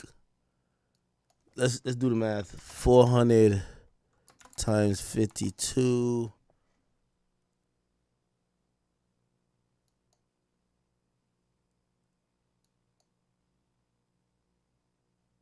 Wait, what? Am I dumb? Okay.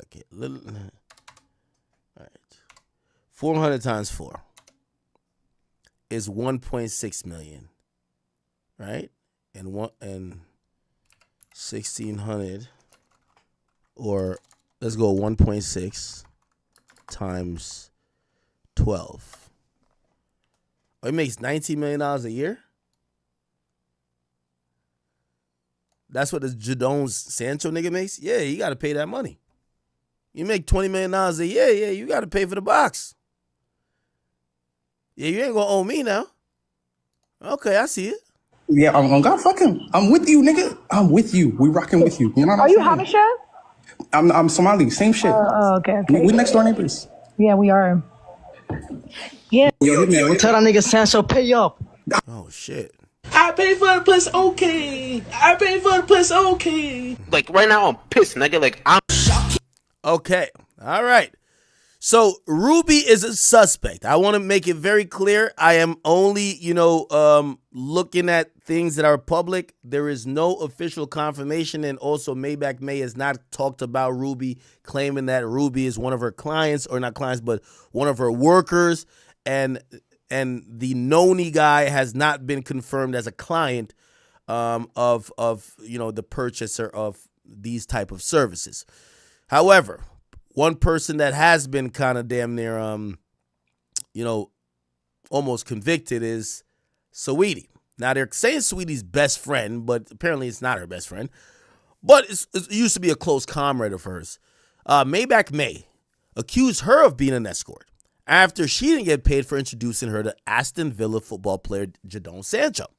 So Maybach May actually posted this on her Instagram. She said, "I want to make one thing clear. I booked her for an appearance to visit the Chelsea Stadium and to support the soccer team.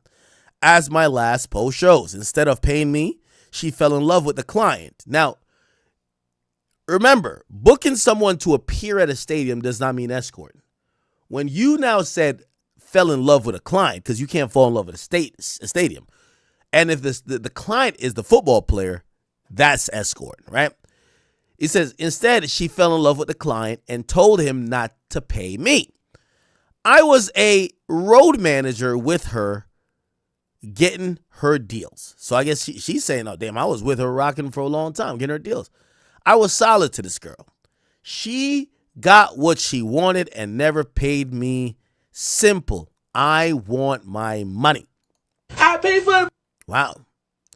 Now, Maybach May says Sweetie was in Nigeria in 2024 where she allegedly was cheating with a rich Nigerian businessman and had to flee the country because the wife found out about the affair. And it got dangerous for Sweetie to be there. She posted, hey, Sweetie, I see you playing internet games on Beyonce's internet, child. Let me know how you want to play this because I'm either going to receive my money from you or I can start by addressing some of them rumors with TMZ. You know, we almost spent a month in Africa and you should know I wasn't going to let you play me out some money when, and look like she cut it off there. Now, here's the thing. Sweetie indeed was in Nigeria in 2024. So the facts are checking out.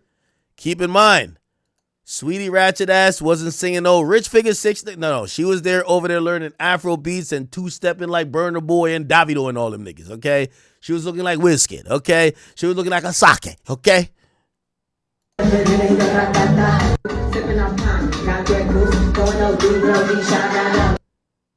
Yeah, she act like she even into this shit. Damn.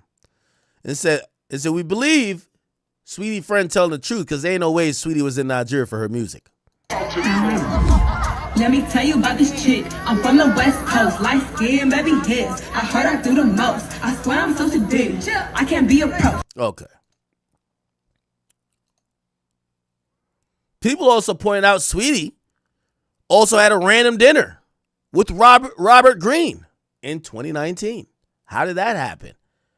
Sweetie, I'm not saying she looked like some of these other illiterate motherfuckers in rap, but Sweetie looked like a chick that watched baddies, have an OnlyFans, and post black trucks all day while she's on her way to the next nigga who's gonna crack. Like, come on, bro. Like, we know what type of girl Sweetie is. Sweetie is a chick who takes selfies all day, posts Lululemon, like take pictures of her in the back of the black truck while she getting Ubered from spot to spot because it's time to get cracked, bro. Let's keep it a bean, bro. Let's keep it a bean. I gotta start getting activated in here, man. Yeah, we know what type of yo, Sweetie, Sweetie don't even look literate to me, bro. Like, let's keep it a bean, bro. Like, come on, dog. Come on, 48 hours of power, 48 hours of pussy. Stop playing games, man. Sweetie over here was Sweetie.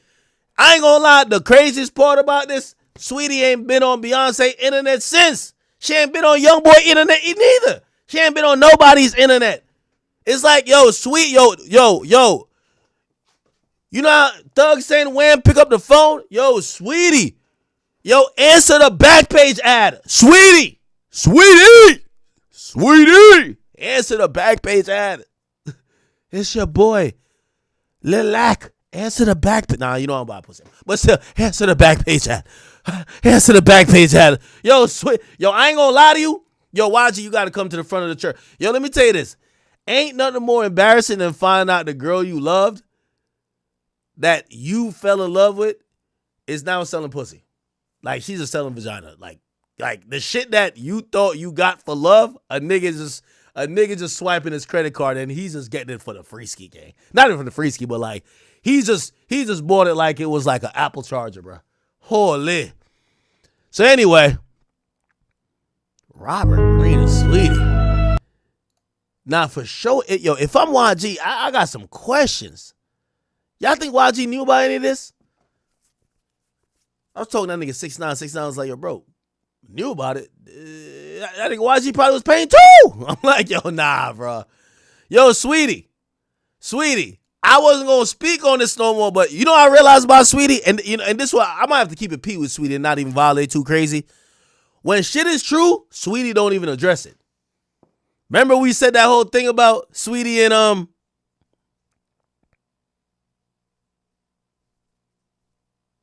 you heard her address that? You know who I'm talking about. Even though, by the way, shout out to my boy. Of course, he gonna come online and say, nah, me and her? Oh, hell nah. Of course, like what dummy would say that?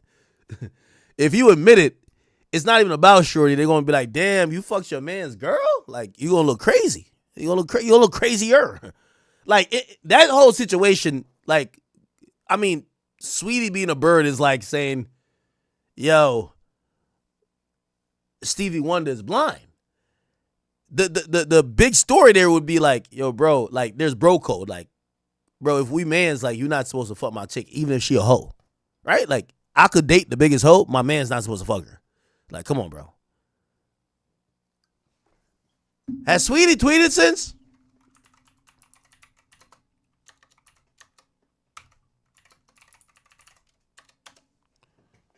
Has she tweeted?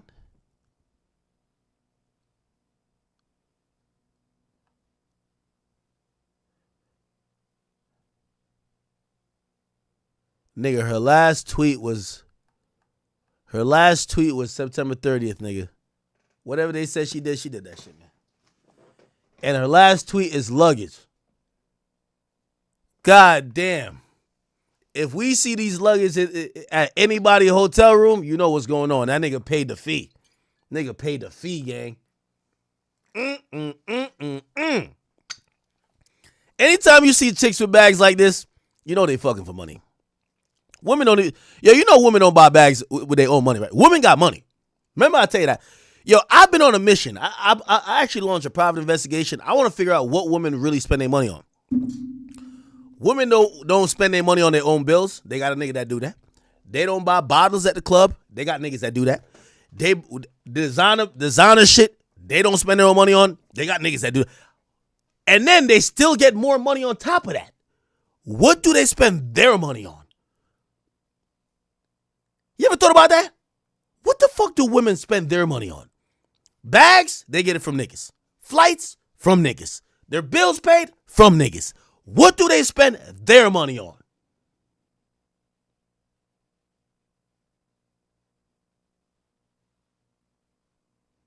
But this the luggage that been running around the whole Premier League probably seen this luggage. The whole, Manchester United, Chelsea, everything, man. Somebody said makeup. Man, that much makeup in the fucking world, man. Let's cut it out, bro.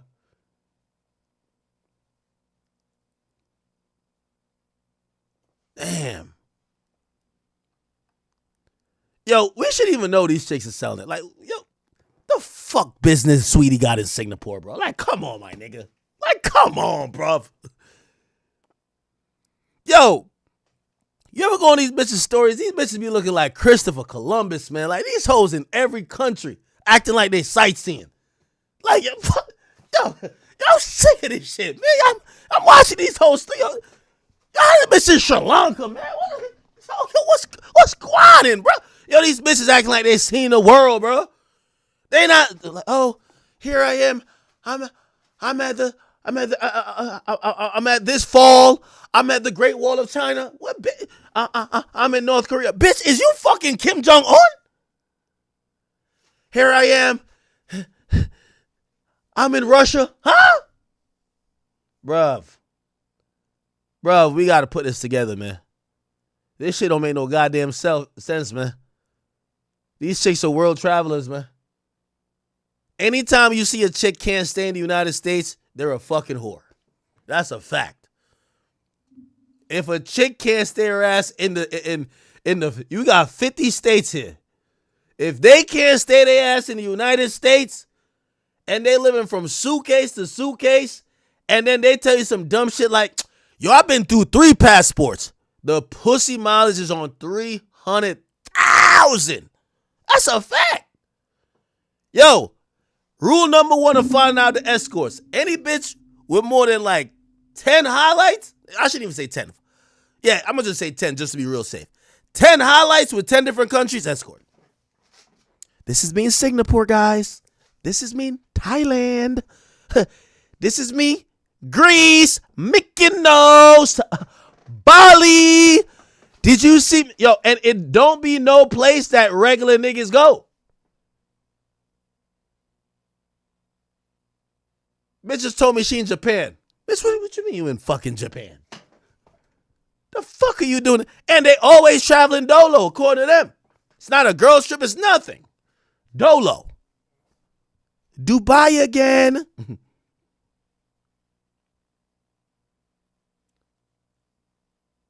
I'm telling y'all, these chicks live out of a suitcase. This is a wet wipe squad. Bird baths. Go from one hotel to another hotel. Talking about they country hopping. All they do, you're dick hopping. Now, I ain't mad at it. Because I want Sweetie to get her back. I only got one question for her. And this is respectfully. Why she give up on music? Yo, you a cute girl. Let me tell you this. You a cute girl, even if you can't write a lick of music. We know girls like that. Somebody will find a hit for you. Just like, here's the thing with Sweetie, though. And this is where I know Sweetie ain't that smart. When a chick pretty like Sweetie, you just got to fuck the right niggas. Respectfully, you fucking with YG is not going to help you musically, bro. There's mad simps that's in the music game that could turn you into a star. Look what Diddy was trying to do for Cassie till he realized she was just better at freak offs than she was at music. And this is what I keep also telling y'all. Niggas was trying to shame Cassie, but there's hella Cassies. There's mad Cassies out here. You don't think there's some Cassie shit? There's mad Cassies out here. The chicks that we all like and we think look beautiful, because Sweetie is a very beautiful woman. Cassie shit. There's some Cassie shit right here. Somebody said she flopped. Bro, all these girls are flopping. Nigga, I'm at YoungBoy's show. Carisha, I think her ass pulled up in a Ferrari. I'm like, how the hell she afford a Ferrari? Her music earnings is $300. How you think she earned? How you think she got a Ferrari, gang? I don't know if she own it, but how you think she got a Ferrari, gang? How y'all think she got it, bro? Bro, I'm the most elite pocket watch ever made on earth. Nigga, I know how much money coming in. Your music made $300 in the last 3 months. How the hell you got a Ferrari?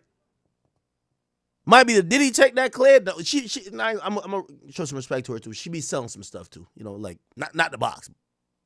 Well, I'm not talking about that. I'm saying she sells like card games and shit like that. So it might be that. You get what I'm saying? But what I'm saying is that, yo, a lot of these chicks, bro, once you're pretty, you could have it your way.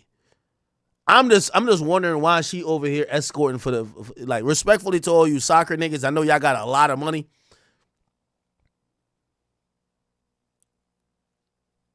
Or maybe it's because, you know what it is? Yo, these basketball players be doing these chicks dirty. Them soccer players love American culture. So they will actually pay Sweetie. Yo, niggas will invite Sweetie to a B&B center, a black truck, and fuck her at some mansion party in Houston and give her nothing. That's what it is. So that's what, like, all these little pretty chicks, that's their experience. A nigga invites you out, you gonna show the black truck, you gonna show the roses they got you, maybe they got you a bag, but that was damn near payment for the box. You gotta remember, they say Lil Baby was paying 16 bands for the box. And that's top tier. You go get Jordan Sancho, that nigga gonna give you 100 bands. That nigga ran 90 minutes on a soccer field to take his bread and give it to Sweetie. That's a fact. So I think that's what it is. Yo, niggas, these athletes in America, they're not tricking enough. That's why these chicks is going overseas. But I gotta tell y'all soccer players, I know y'all are infatuated with these, like, you know, because they're American culture girls. But trust me, yo, niggas is fucking these chicks for a black truck because they're going to put it on a story. The little flower thing, which they got this shit now, like, basically on DoorDash. And what else? For those two things and an eighth of weed. For real. And 3 perks. That's it. These bitches is going. Tell you. And then you buy them a fake bag. That's a new finesse too. You don't get them the real bag. You just get them the fake bag. And the bitches be knowing. Fake bag. They still post it on the gram. It's all about posting on the gram. The niggas overseas, they like the discreetness. They don't even want to post it. They give these chicks hard cash. Here's $100,000. You done fucked up the whole game, man. You done fucked up the whole hoeing game, man. Chat, I ain't even gonna lie to you, chat. There's a chick I know, she's a certified hoe, but I fuck with her. She my hoe. I rock with her. She ain't never give me no problems. When I'm not in no relationships, you know, because I don't cheat. Tell me how a nigga I know. So this is a chick, I done hit it. I know a couple other niggas done hit it. It's not who y'all think. It is what it is. She's no problems. Get her a nice flight, nice little hotel. Like, you know what I mean? I'm dealing with regular bitches, so these bitches look at me and say they want a bag, nigga. I might have to go get a plastic. I don't know what the fuck. Bitch, they ask me for bags, okay? Or actually, they have. I just don't buy it.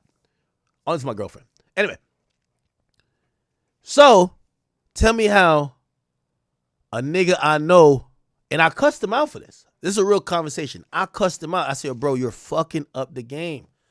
He said, what you mean? I said, bro, respect. I know, because this is a girl nobody's dating. I said, respect that you let me know that a girl you've seen me with, you're linking to, but you're fucking up the game. When I fly her out, she just stays in the telly. I order some DoorDash. I bring a bottle over and we get to it. This nigga brought her ass to Carbone, gang. Brought her ass to Carbone, got her up in a Rolls Royce, bro. So I'm explaining to him, like, yo, you know you fucking up the whole... Nigga, after she seen this, she gonna realize I ain't shit. Nigga, you gotta keep them where they at. You fucking up the game. Carbone. Nigga, I just elevated beyond the 444. Like, hold on. Now you got chicks asking me, are we gonna say less? Bitch, say less. I'm out of here.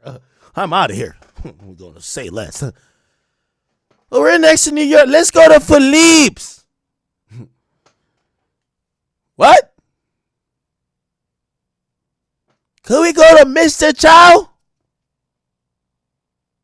I started talking like Jackie Chan, man. Get the fuck on out of here. I'm in Miami. What's the other spot called? Can we go to Nobu? Let's go to Sexy Fish. If you don't get your stupid ass on out of here, man. I'm a bare minimum nigga, bro. Everybody know that about me. Bare minimum. When I send an Uber for you, fuck a black. You might see that shit on 2 flat tires, man, with 5 bullet holes on the side. I ain't gonna put you in the pool, but shit, we getting the. You know what? Yo, I'm on the shit. You know when it says, yo, priority, Uber Black, this and third, nigga, I hit the option. I say wait and save. It put 20 minutes on the shit. Wait and save, nigga. That's me. Save me like a good 18%. The ride cost $30, but now I paid $22. I felt like I accomplished something. This is why this is why I tell you. You know what? Listen. You know I got the. Come on, it's big act, but I'd rather lose it to gambling or somebody just steal it from me. I can't give it to Sweetie. Hell no, I can't give it to my money like that. No way. Now, if I liked her, it'd be very different. Like, and I know some people be like, bro, you spend money on girls. If I spent money on a girl, I liked her. I was in love. That's a fact. But a chick just for the box, hell no. But yeah, no, I had to tell homie. The nigga brought her to Carbone, gang. I'm like, dog, what are you doing? He's like, bro, I thought you said you wouldn't be mad if I linked her. I said, fuck linking her. Why are you doing so much? Nigga, I'm looking on her story. I'm like, yo, did this? Oh, hell. I'm like, now when I want to go back and it's my turn again, she gonna be like, yo, yeah, I don't want to stay at no DoubleTree. Huh? They don't got a W in your city? What about the Ritz? Oh, hell nah. Hell nah. So I had to tell him, just keep it down, brother. Just I'm doing bare minimum. I gave you the lowdown. Could you not do too much? That's a fact. This is a real story. I ain't gonna cap with you, chat. The nigga in here too. I guarantee in here. Or you gonna see this clip. I ain't gonna call him out by name. Damn. So this when Sweetie was on an escorting tour, huh? Fuck. I guarantee it's a nigga that was paying for the box that was telling her to dress like this, huh? Holy. Nah, 10 bands. Yo, I ain't gonna lie to you. Yo, I really, because, yo, when I said I wouldn't pay $10,000 to fuck Sweetie, everybody's like, no, you rich. Now, of course you would. I'm like, bro, let me tell you this. Even when I fly chicks out, let me tell you this. Unless I like them a bit, the moment that I nut, I get the worst post-nut clarity in history. I kind of look at him and I'm like, Yo, let me get out of here, man. Like, yo, I gotta go. Imagine me paying $10,000, which means the money done left my bank account. And as soon as I know, I don't care if she look like Sweetie, nigga, she still ain't worth it. When you nut my nigga, it is like, nigga, I would have probably ended up fucking around and robbing her same time and catch it like some charge. Oh, hell no, I couldn't do that. Now, post-nut clarity would ruin me. What? Now, here's the thing.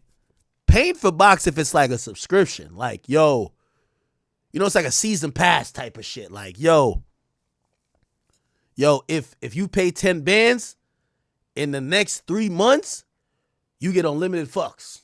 I ain't gonna cap. I ain't gonna lie. That's kind of like a good deal, right? Yo, if you pay 10 bands, yo, you get like 10 fucks any use. Like, it's like one of those, like, you could be like, yo, I'm using one of my fucks now. I'm horny, I'm using one of my fucks. I bet. But a one-time only joint? Nah, hell nah. Fuck no. I ain't with that. If it was, like, they got to make some Postmates. Like, if they were selling box on some Postmate shit, you get a nice subscription. I might indulge. I might really be on that shit. I ain't even gonna lie to you. If I could subscribe to Sweetie's box like Netflix, of course I would. Yo, imagine even if the price was higher. You spend 50 bands, and anytime you in her city, you could book this amount of appointments, or she in your city, you could book this amount of appointments, whatever. Oh, all right, let's do it. Let's rock out. But the one-off is crazy. I'm good. 10,000, I feel like that's almost like robbery. First of all, like, these chicks probably, they loose. The walls is giving out. Like, bruh, like, you fucking them, they ain't feeling it. You ain't feeling it. Nigga, you just doing it to say you did it, bruh. I'm good. Somebody said that's 1K a fuck? Shit. I don't know. Maybe I'm just thinking it got to be multiple things. Like, it got to be multiple times. Because I ain't going to lie to you, and this might be TMI. Anytime I fuck a bitch, the first time ain't never the best for me. So it's a second. Yo, the first time I cracked, that first round, I'm usually off that hen dog. That's a fact. That first round, bewildering. You know what I mean? And depending on how much hen dog I inhaled, shit. Never know, man. But, you know, you wake up in the morning, going Super Saiyan. That's what I'm saying. So I'm like, yo, imagine if I paid the 10 bands, like, the first fuck for me is like a practice game. So I'm like, yo, that's the practice. Now I need the real one. Yo, you ever fuck a girl for the first time and you be like, yo, that wasn't a real joint. Wait till yo, the next time, because now you used to that shit. You're like, I bet. I'm about to go Super Saiyan in this shit. You know what I'm saying? That's come on, man. Y'all know.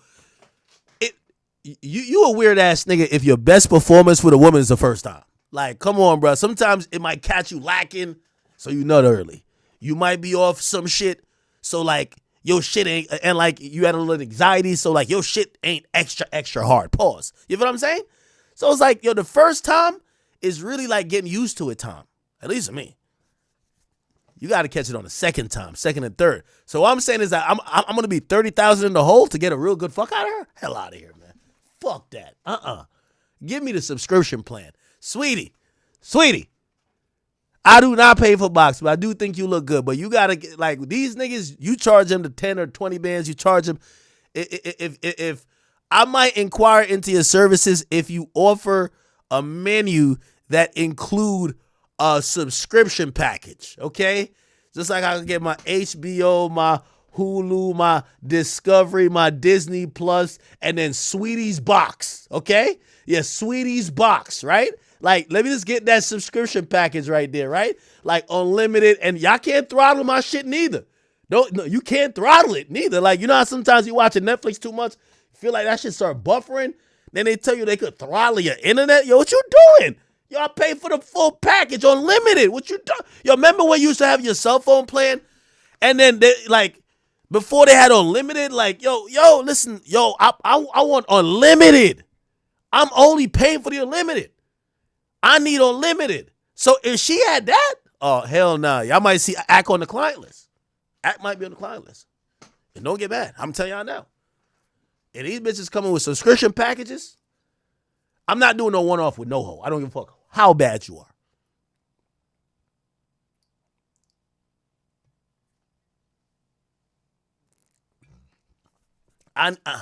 I need a subscription package to it. Preferably like 3 months. Because after 3 months, you know, all pussy become old pussy.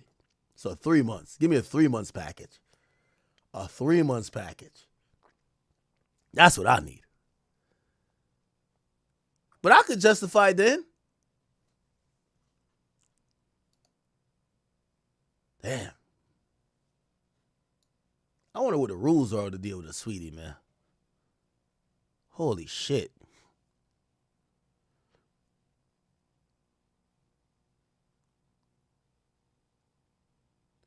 Yo, YG, man, what you think about all this bullshit, man? I know Quavo's somewhere seething right now, man. I think a punch in the air. But I know I can't believe I bought a fucking Bentley for her. He got it back, though. Took that shit back. Yeah. Sweet flicks. I like that. It's not Netflix. It's Sweet flicks. Sweet flicks. Yeah. Yo, I knew something was up when the first time I heard her nickname was from the industry. They told me, yo, we don't call her Sweetie. We call her Streety. I'm like, what? Yeah. The industry niggas told me that. But, chat, let me know if this is simping. I might be a simp in certain senses. Like, when I think a girl looks too good, I think she's above certain behavior. Like, I am a little bit in disbelief that Sweetie would just be selling box. Because I'm saying, yo, she looks really pretty. She could go find a guy that has a lot of money, that will take her serious, that want to put a kid in her and want to do whatever if monies are concerned. She doesn't have to go from dick to dick to dick to dick to dick to dick to dick to dick to dick to dick to dick to dick to dick to dick to dick. But maybe that's me simping. You get what I'm saying? Maybe that's me simping. I think she looks so good that I would think the mid girls got to get passed around where nobody really want to wife him, but it's pussy or they're freaky or something like that. But I'm getting to realize it's kind of the opposite. The prettiest girls, because everybody wants the prettiest girls, you have everybody sticking out their hand with money, and they then, by their desire for money, start going from dick to dick to dick to dick to dick to dick to dick to dick to dick to dick to dick to dick to dick to the dick.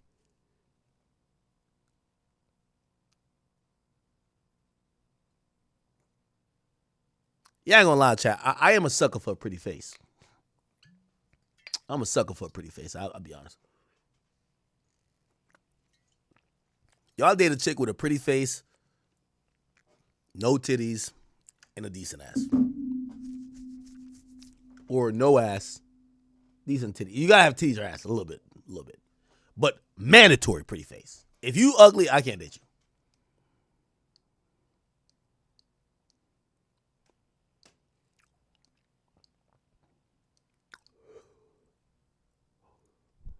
Okay.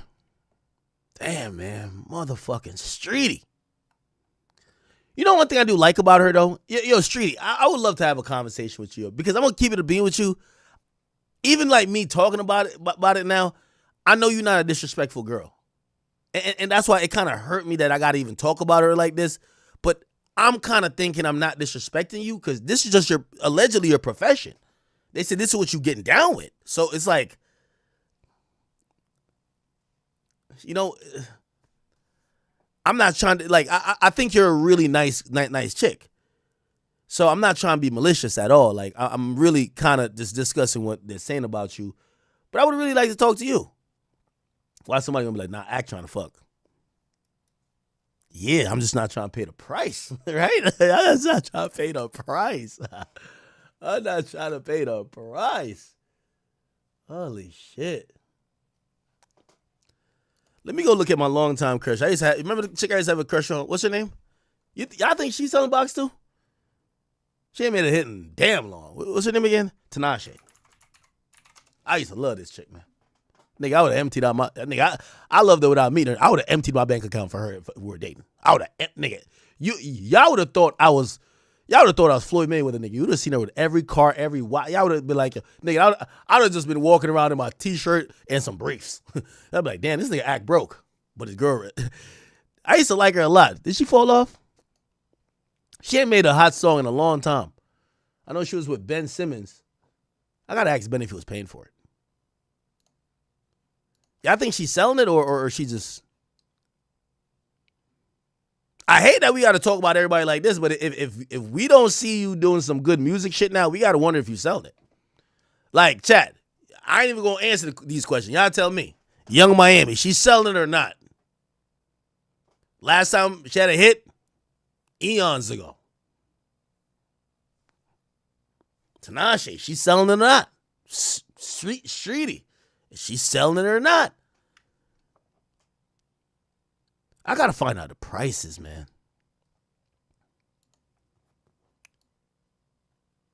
Yo, chat, name a chick that you just wait until her. I ain't gonna lie, there are a couple chicks I'm waiting until they fall off. That the thing is, I'm not gonna buy it though. I want to come to them with the game of, yo, I could help you get back on. You know? Who y'all think? Who y'all waiting for to fall off? That they could be selling it.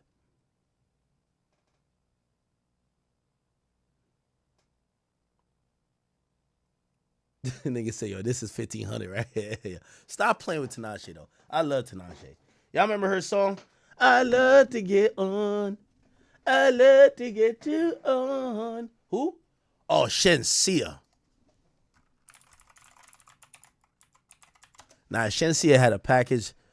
I ain't even gonna lie. This is my Jamaican queen right here, man. Wait, Shensia. If she got like a subscription, yo, you know the little subscription joint, they be like, oh, we're gonna send you like a mystery box every month. Yo, if she had that, well, actually, pause on the mystery box. I don't want no Bumbleclot mystery box. But Shensia, I don't even know what her being Jamaican got to do with that ass. But listen, I'm just proud I'm Jamaican. The flag back there, holy. You know me. I have a hard. I don't like single mothers, but with her, I don't care if she got a kid. I don't care if she had 10 kids. I don't care if she got 10 kids.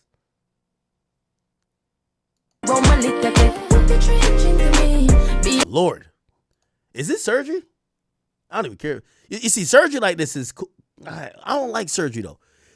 I guess I don't like the surgery that just look too crazy. Like, why, bro? Look kind of normal. Like her body looks normal. It looks still, curvy. And by the way, I think she's natural. I think she is natural. Yo, look at Sweetie up in the comment section, man. Let's go to Sweetie's page, man. Yo, chat. Yo, y'all want me to give you some of my Instagram hacks? When you find one hoe on Instagram, you go to her comments and find the other hoes. I ain't gonna lie, bro. I've been doing that for the longest. Yo, a chick be like, how'd you find me? I really want to tell her, from your other hoe friend. I knew she was a hoe, so I found her friends, which was you. So y'all both hoes. That's how I found y'all. Yo, chat, I ain't gonna lie. Y'all be on Instagram talking to these chicks. They be like, yo, oh my God, why me? I'm like, bitch, what's up with fucking question? Stop acting weird. They be like, yo, how'd you find me? I'm like, bitch, you know how much bitches I DM? How the hell you think I can tell you that? The real reality behind it, bitch, I found you from another whole page. Facts. Stole that shit, nigga. I'm sorry, bro. Stole that shit. I'm sorry. That's what I do, nigga. I stole that at nigga, bro. Fuck, nigga, I stole that shit. Bro. Stole that shit. That's what I do, nigga. Honest, bro. Fuck, nigga, I stole that shit. Be honest. Yo, I go to these hoes' pages and I go look.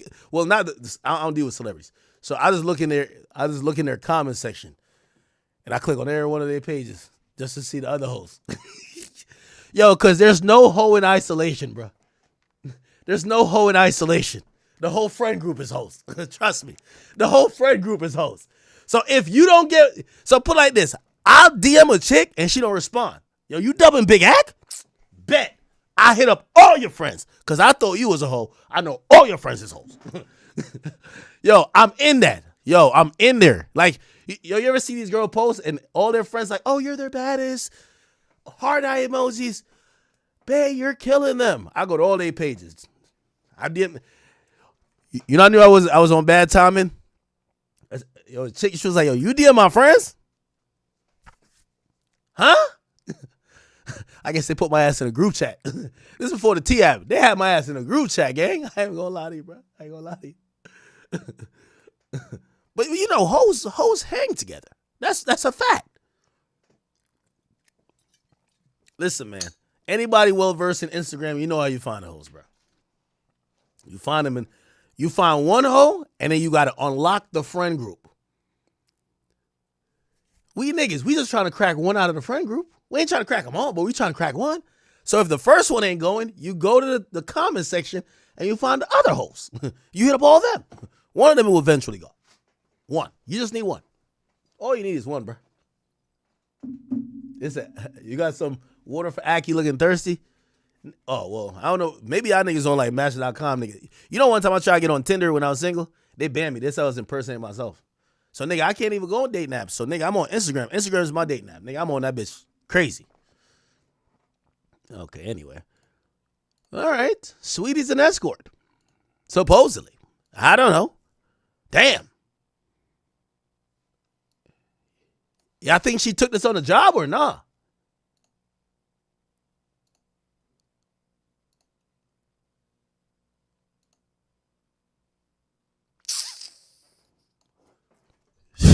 Yo, bro, stop it.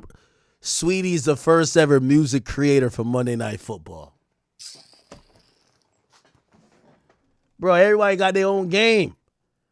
Yo, the nigga who made her the curator probably ain't want to pay the price. Yo, come over here and curate. Yo, Sweetie. Yo, Sweetie don't even know the difference between a field goal and a three-pointer. Come on, bruv.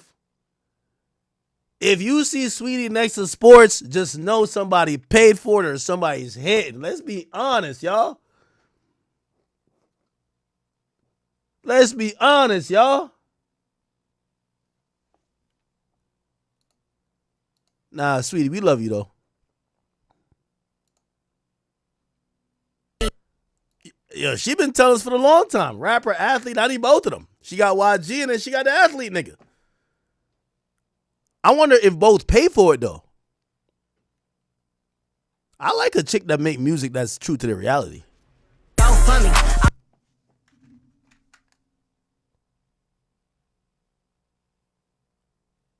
Holy.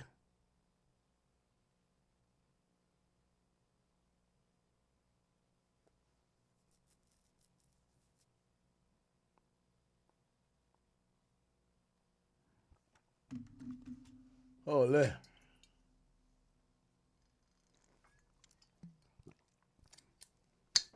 Why she fuck her boyfriend's mans, though? That was kind of crazy. Let me see what's in the comment section. All right, whatever. All right, enough Sweetie talk.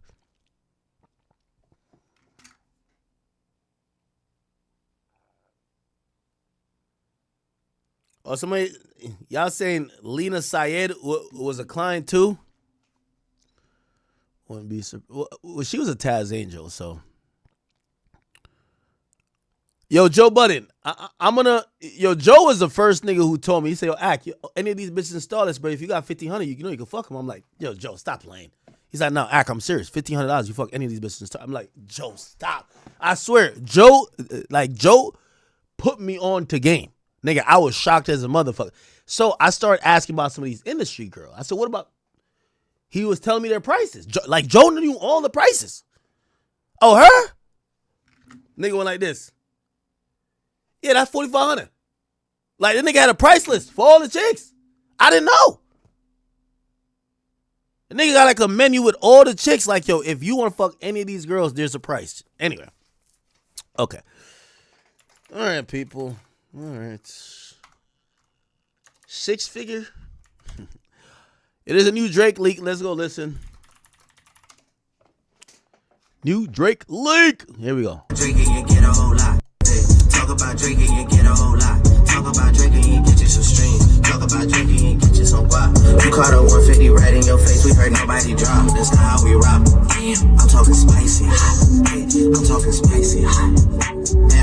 fuckers your day one gon' testify so you can sit in a box.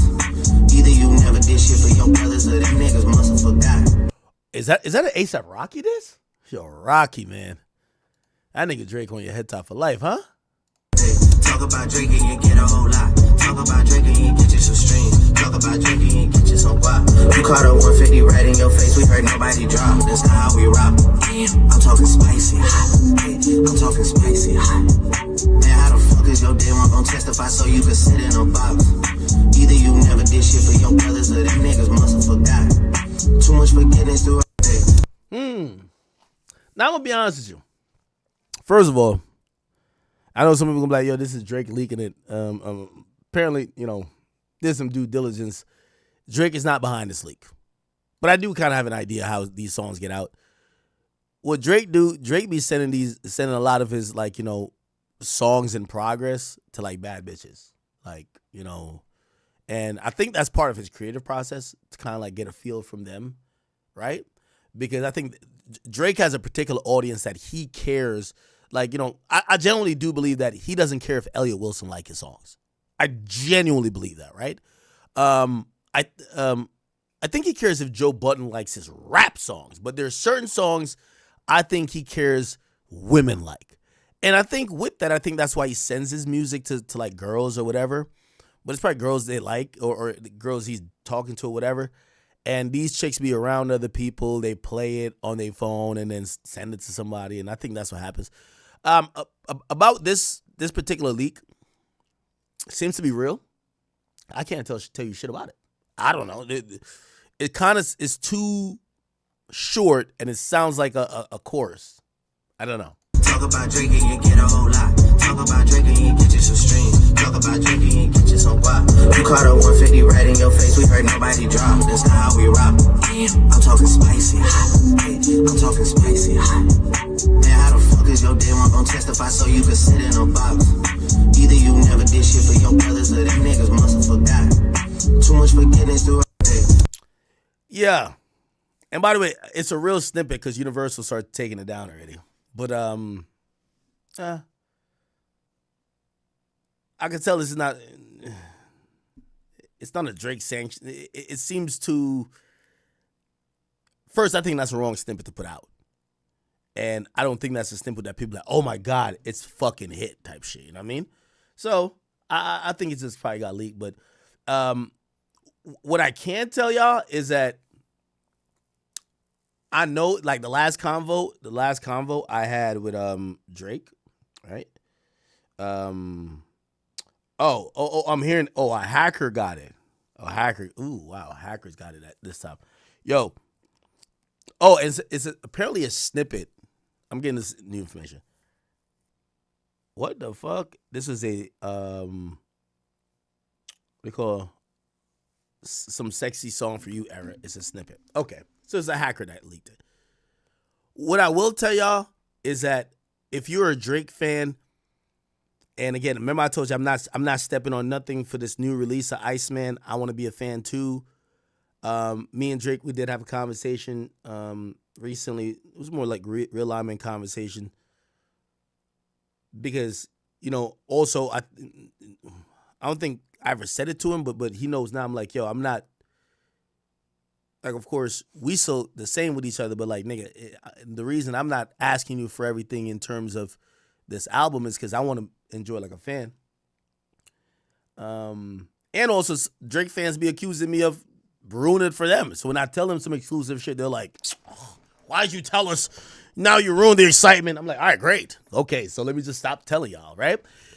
So I want to be a fan with it again. I will say this, though, in terms of context. I do know, and Drake said this to me. He said, yo, bro, it was difficult giving y'all these episodes of,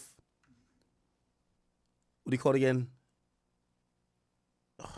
It was difficult giving you these episodes of Iceman while he's touring, right? And what he did say to me is like, he's been cooking up, but there's a lot more cooking to be done. And he was on tour, and I think some people are like, yo, where's the Iceman episodes going? I think he's off tour and he's really cooking now. You know what I mean? That's why, like, some of those beats we heard were older.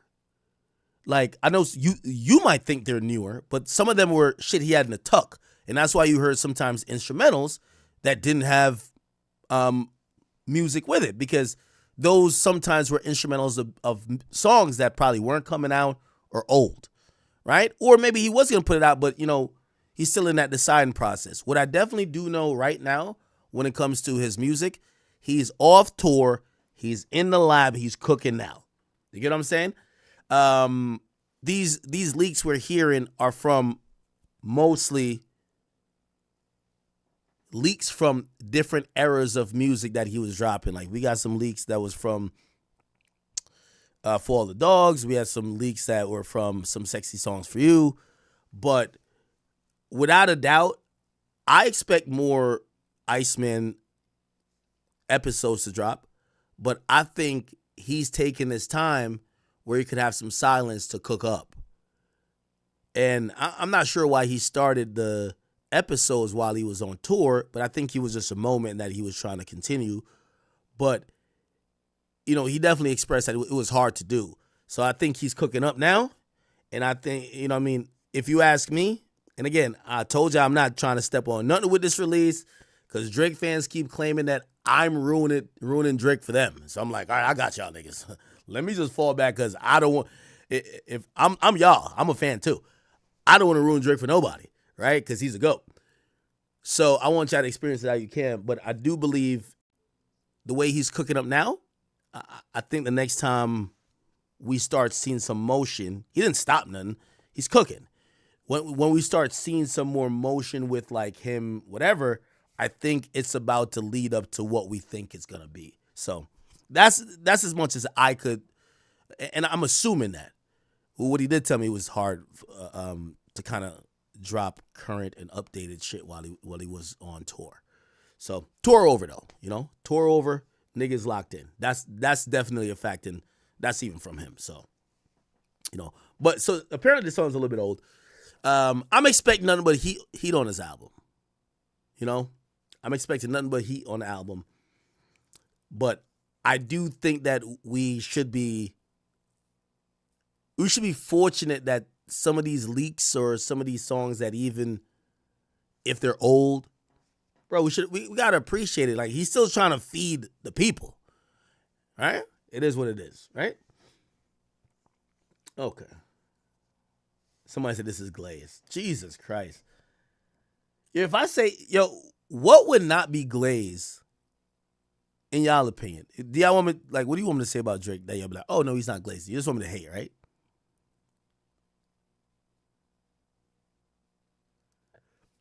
Somebody say he's doing thug type numbers. You wish.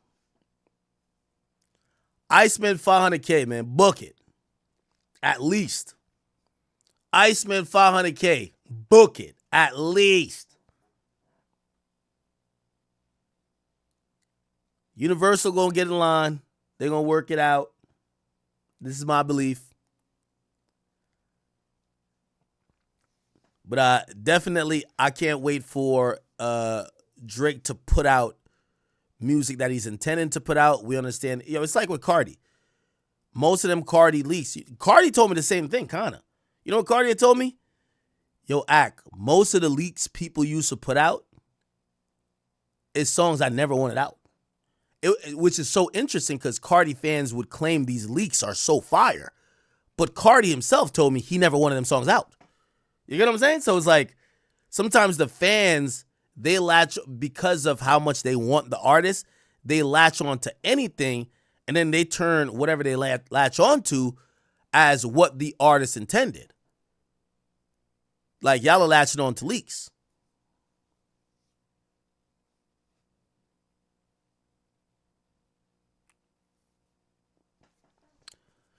Y'all don't think he gonna do 500K? Yeah, all right, nigga. Think again. All right, let's look at what's going on with Nicki Minaj and, of course, Rock Nation. Now, if you guys don't know, an interesting headline came out of US Weekly saying Nicki Minaj was about to lose her house or her $20 million LA mansion was at the risk of being seized over a massive debt that she owned. They said her Los Angeles mansion is at the risk of being sold off due to the massive unpaid debt that she and her husband have refused to pay. Now, the debt comes from a person who is owed $503,000. Their name is Thomas Weidenmuller, okay? They actually sued Nicki Minaj and Kenneth Petty over an assault in 2019. They lost the lawsuit, and the dude was awarded $503,000, okay? Now, because Nicki Minaj has not paid the lawsuit or paid the judgment in the lawsuit, and this is the thing about civil judgments. When you have a civil judgment, they're not going to throw you in jail. They have many remedies before you could fully collect.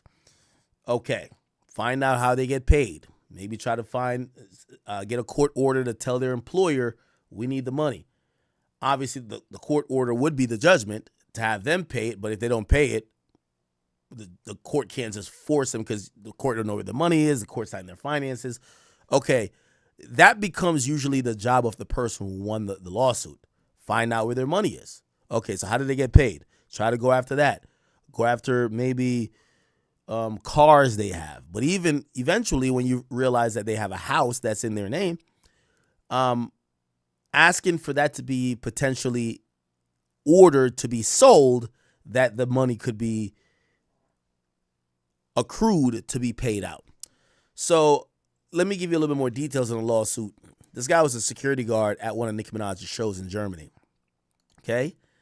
He's wanting that Nicki Minaj 11-bedroom, 16-bathroom, 12,000 square foot mansion in Hidden Hills gets sold. Okay? He says that the house is worth more than enough to pay the mortgage off, the liens, because there's supposedly a lien on the house. Okay? No, actually, there's not a lien. It's a mortgage, but that's not a lien. It's just that the bank owns the house until it's paid fully off, right? But it's not a lien necessarily. Okay, cool. Now, this is not uncommon. This is actually quite common. When people don't get paid, they're going to go after your assets. Instead, the property's current fair market value appraised is at $20 million, yielding approximately $6 million in equity beyond the lien and exemption. The amount is sufficient to satisfy the judgment, plus accrued interest and enforcement costs. Okay? And by the way, we've seen this before. There was a time that, remember when Wayne's house got raided? Lil Wayne house raided, seized.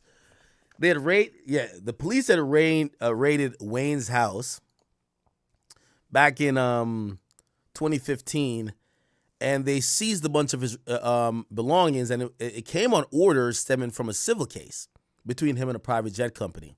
They said that he didn't pay them $2 million, and because they kept asking the judge, we needed the money. We awarded $2 million. How are we going to get it? He's making money. He's just not paying us. The judge is usually going to give like a step of things that you have to do to get paid. And eventually, obviously like taking someone's house is really extreme. That's why the Nicki stuff is not going to happen. It's $500,000 in debt for that particular case, or she owes $500,000. Why would they try to sell a $15 million house to satisfy $500,000? That sounds stupid. So, usually it'll come to, does she have cars in her name? Like those things, or does she have, things of value that might be paintings and stuff like that. Anyway, so when Wayne owed $2 million, they went there and they seized a bunch of his art collection and several music plaques that was supposedly going to be potentially auctioned off that they could pay the debt. Okay, so the group, the signature group, they initially requested for the raid. It was denied, actually, because the judges said they hadn't proved that he had property inside the $11 million home, which is up for sale. But after obtaining photos proving he did have assets inside the mansion, the judge signed a new order for the authorities to break in. And they did break in, and they seized a bunch of stuff. And I'm guessing that somehow they satisfied that judgment, right? Lil Wayne house seized. I remember watching, this was it. Now at 11, police have cleared the scene at a Miami Beach mansion. They raided the place this evening with a celebrity's prized possessions as their target. Rapper Lil Wayne owes someone a lot of money and he isn't paying, so police showed up to collect. CBS 4's Carrie Codd has more. Miami-Dade police descended on the Miami Beach mansion of rapper Lil Wayne Tuesday afternoon. According to police, they were serving a warrant in a civil case to seize property. We're told police forced their way into the rapper's home, valued at $10.3 million. TMZ is reporting that the police took items to satisfy a court judgment against Lil Wayne for $2 million. TMZ says the judgment is for money the rapper owes to a private jet company. What did police take? TMZ reports that authorities carted out some of Lil Wayne's pricey pieces of art and says he has about $30 million worth of art in his home. All the drama here didn't seem to bother this community too much. I spoke to a couple of neighbors off camera. Okay. So they can't seize your stuff. Seizing a house, though, is a little bit extreme. Or forcing the sale of the house. Why? Because the court would recognize that that's the place you reside at, and forcing you to leave your house over a debt is just, it's an extreme measure that the courts usually don't go to first, or even it takes a long while to get there, right? And shit, before that, somebody would normally even file bankruptcy before you even get to that, right? So it's not a normal thing. However, the person who's owed money could ask the court to do it. So after Us Weekly reported on this, Nicki started responding. And she's blaming this on Jay-Z and Roc Nation. She says anytime Cock Nation is in the news for something they don't want you to know, few things will happen. 1, Will Smith is going to appear. 2, a famous person is announced dead. 3, their allies will begin to post and say nasty things about the queen. 4, Lace Z will pop up looking dumb. She continues. Then one of their roaches will crawl out to discuss who their favorite artist is. She then continues. There's another man that will pop out, but I won't say his name. In the school of recognizing patterns, the students must not be given all the answers, but instead they must sharpen their critical thinking skills and free their mind of clutter. Only then will they find it. But they need not search. They only need to be still. There's no race, only peace. And by the way, these are like coded messages to the Barbs if you don't know. She says, I have evidence that this was given to a business manager who never told me. Okay? And by the way, she's talking about now this lawsuit that she supposedly lost where she owes $500,000. She says, my lawyers and my business managers, old and new, are aware. Let's see if they'll speak up or if I'll have to call them out by name. That's the same business manager that stole from me many times. Then he was accused of killing a woman and leaving her in a hotel. Not sure of the outcome of the case, though. I believe they later said she died of an overdose after he left the hotel room around 3 a.m. or something like that. She then says, they don't want me to put out my music. Me winning makes them feel like they lost. They're right. However, it didn't have to be this way. Lots of people part ways in business. They know how successful my next album is going to be. Try to sign Wayne, Drake, me. So they kept wanting to take or stop my money simply because narcissists believe what you work hard for or belongs to them. Fuming because they can't siphon off any more energy, money, blessings, love, grace, joy, peace, and of course the culture. No successful tours, just vibes and payola and Cassie, no. And she's emphasized no because Jay-Z lost the bid for the casino to be in Times Square. She says, dear Us Weekly and Page 6, you just fucked yourself. She then posts what Page 6 says, which is about the same thing, right? And she says, on TikTok, Desiree Perez, you got bigger fish to fry, bookie. Conspiracy, false imprisonment, civil rights violation. Oh, Cock Nation, y'all suck. Page 6, Us Weekly, or US Weekly, laughing my ass off. Nothing you say will stop what's to come. Cry harder. I think you're going to jail, Desiree. She's talking about Desiree Perez. She says, Nope. Which he's still talking about the casino that they didn't get. Hearing Desiree Perez talking about how she was begging for $40 million and was just told no was whatever. It says, oh, broke nation. How'd you go so fucking broke? Like, who in their right mind would sign to you? Laughing my ass off. No successful tours, but vibes and bots. Nicki then says they came begging the queen for a tour and album. I said nope. They wanted to patch it up. They needed help from the queen and the Barbs. I called the Barbs on the secret Barb phone. I told you, she talks in these codes and like almost is like, I'm only talking to the Barb. I called the Barbs on the secret Barb phone and it was a resounding no. Just like no. Sean Carter, Jay-Z, that's Jay-Z's that name. Let me find out you gonna let Desiree take the fall alone. I don't blame you. That ugly ass hoe, bitch gonna snitch anyway. You might as well beat her to it. Conspiracy, false imprisonment, civil rights violation, run. Wow. Now, I'll say this. And I want to be very clear about what I'm about to say. Because I did say pray for Nicki Minaj. Rock Nation is devious and I'm going to leave it there. I want to be very clear and blunt. I'm not an ally of Nicki Minaj. I'm not a friend of Nicki Minaj. Me and Nicki Minaj do not speak. I have no horse in the race and I do not care that much about Nicki Minaj to that extent. I do want to sit here and I want to validate some of what Nicki Minaj is saying because what Nicki Minaj is alluding to with Rock Nation, I have seen disturbing patterns and trends as well. I've seen that they use bully tactics to silence people, to get their way, to try to sway, coerce, and change people's opinions of things they care about. And they do it through nefarious means, or they will throw a shit ton of money, and you never know. Somebody might pop out the woodworks with an accusation, with a debt that you supposedly owe them, or they'll make up something that you're about to have to sell your house. I'm telling y'all, everyone isn't saying these things because of nothing. I say pray for Nicki Minaj because I could name you 5 people who they have had a gripe or issue with either the business conduct or maybe their time or whatever with Rock Nation specifically, that they have all thrown in the white flag. Shit, damn near I'm ready to throw in the white flag because I don't know Jay-Z and I don't feel that passionate about nobody at Rock Nation.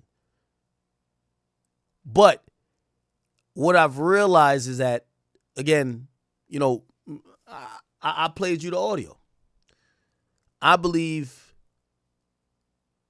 there's some people that's undoubtedly harassing affiliates and associates of mine. Even though they've declined to say who they work for based on the questioning that they're asking, the things they're interested in, we believe they work for Rock Nation. I showed you in a deposition that was supposedly be about Meg Thee Stallion's case with a blogger. The attorneys on the call were saying, go tell Desiree Perez what academics is saying.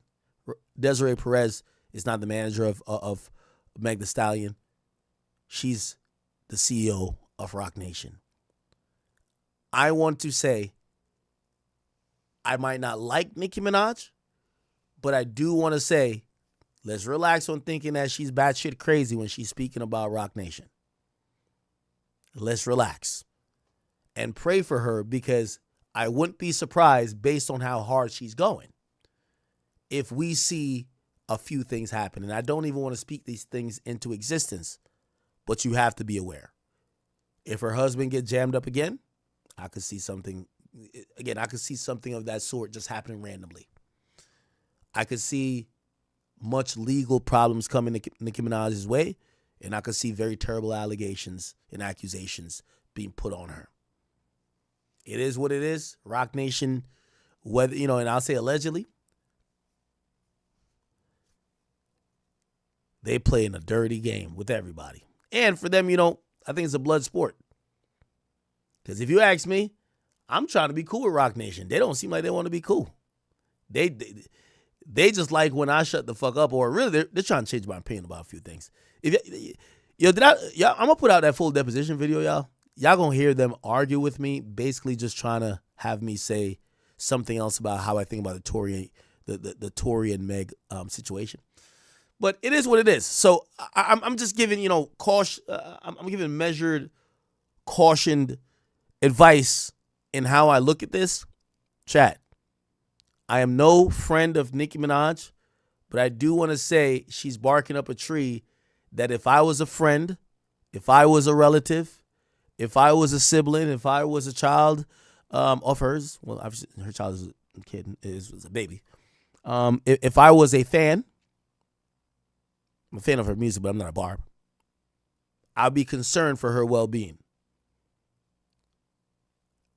I'm going to be honest with you. I personally think if Rock Nation really don't like somebody and they feel they're that big of a problem, I could see them taking it all the way.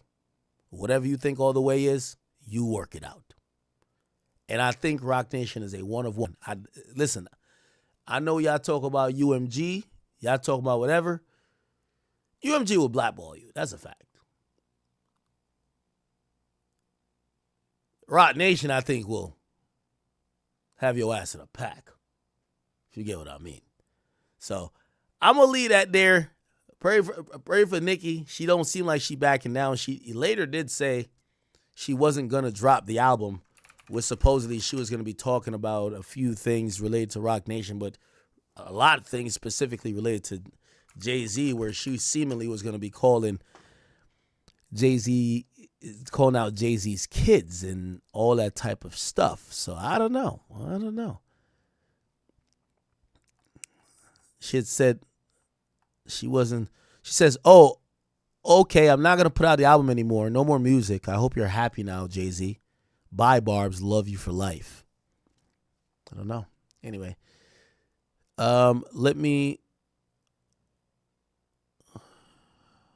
we can't hear the spaces?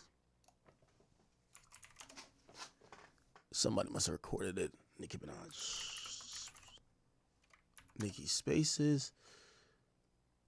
2 hours ago. Here we go.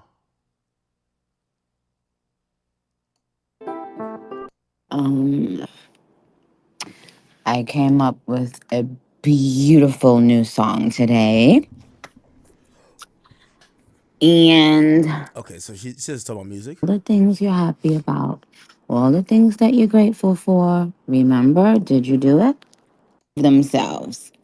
I came back and I see that the Barb's been, I don't know what the Barb's been on one child lately. I don't know what it is, but tell them to be nice. Act right and be good. Listen to every. Yeah. It'd be like a Never. We haven't spoken before. probably was elementary school. You are in the best musical place I've ever been in. But I do feel the love. Okay. Look like she's talking about music, not Jay-Z or whatever. Again, it would be interesting if we started seeing Rock Nation like kind of address some of these things. Or really Desiree Perez or even Jay-Z. And again, I think eventually Jay-Z is going to do a Spaces or some type of thing. When anybody asks him questions, please get the full context, because here's the thing. There's so many direct questions to ask. But if you ask generally, hey, is Rock Nation trying to kill people? Of course, they're going to be like, what are you talking about? Yo, people are crazy, right? But there's specific questions to ask. Very specific questions. Anyway, I've damn near thrown in my white flag with Rock Nation. I want no more smoke with them. But while Nicki's still in the ring, if y'all Barb's love her, y'all should be super protective, because if y'all hear some crazy news about Nicki in the next 3 months, you know damn well where it came from or who put those wheels in motion. Okay? All right. What are y'all talking about?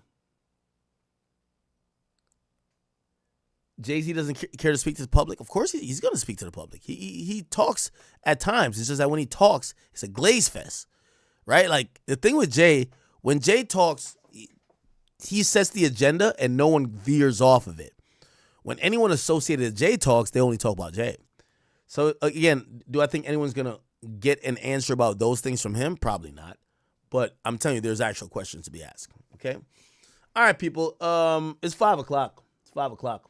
I'm getting the fuck off here. What the fuck? It's like a fly. 5 o'clock. I'm getting off here.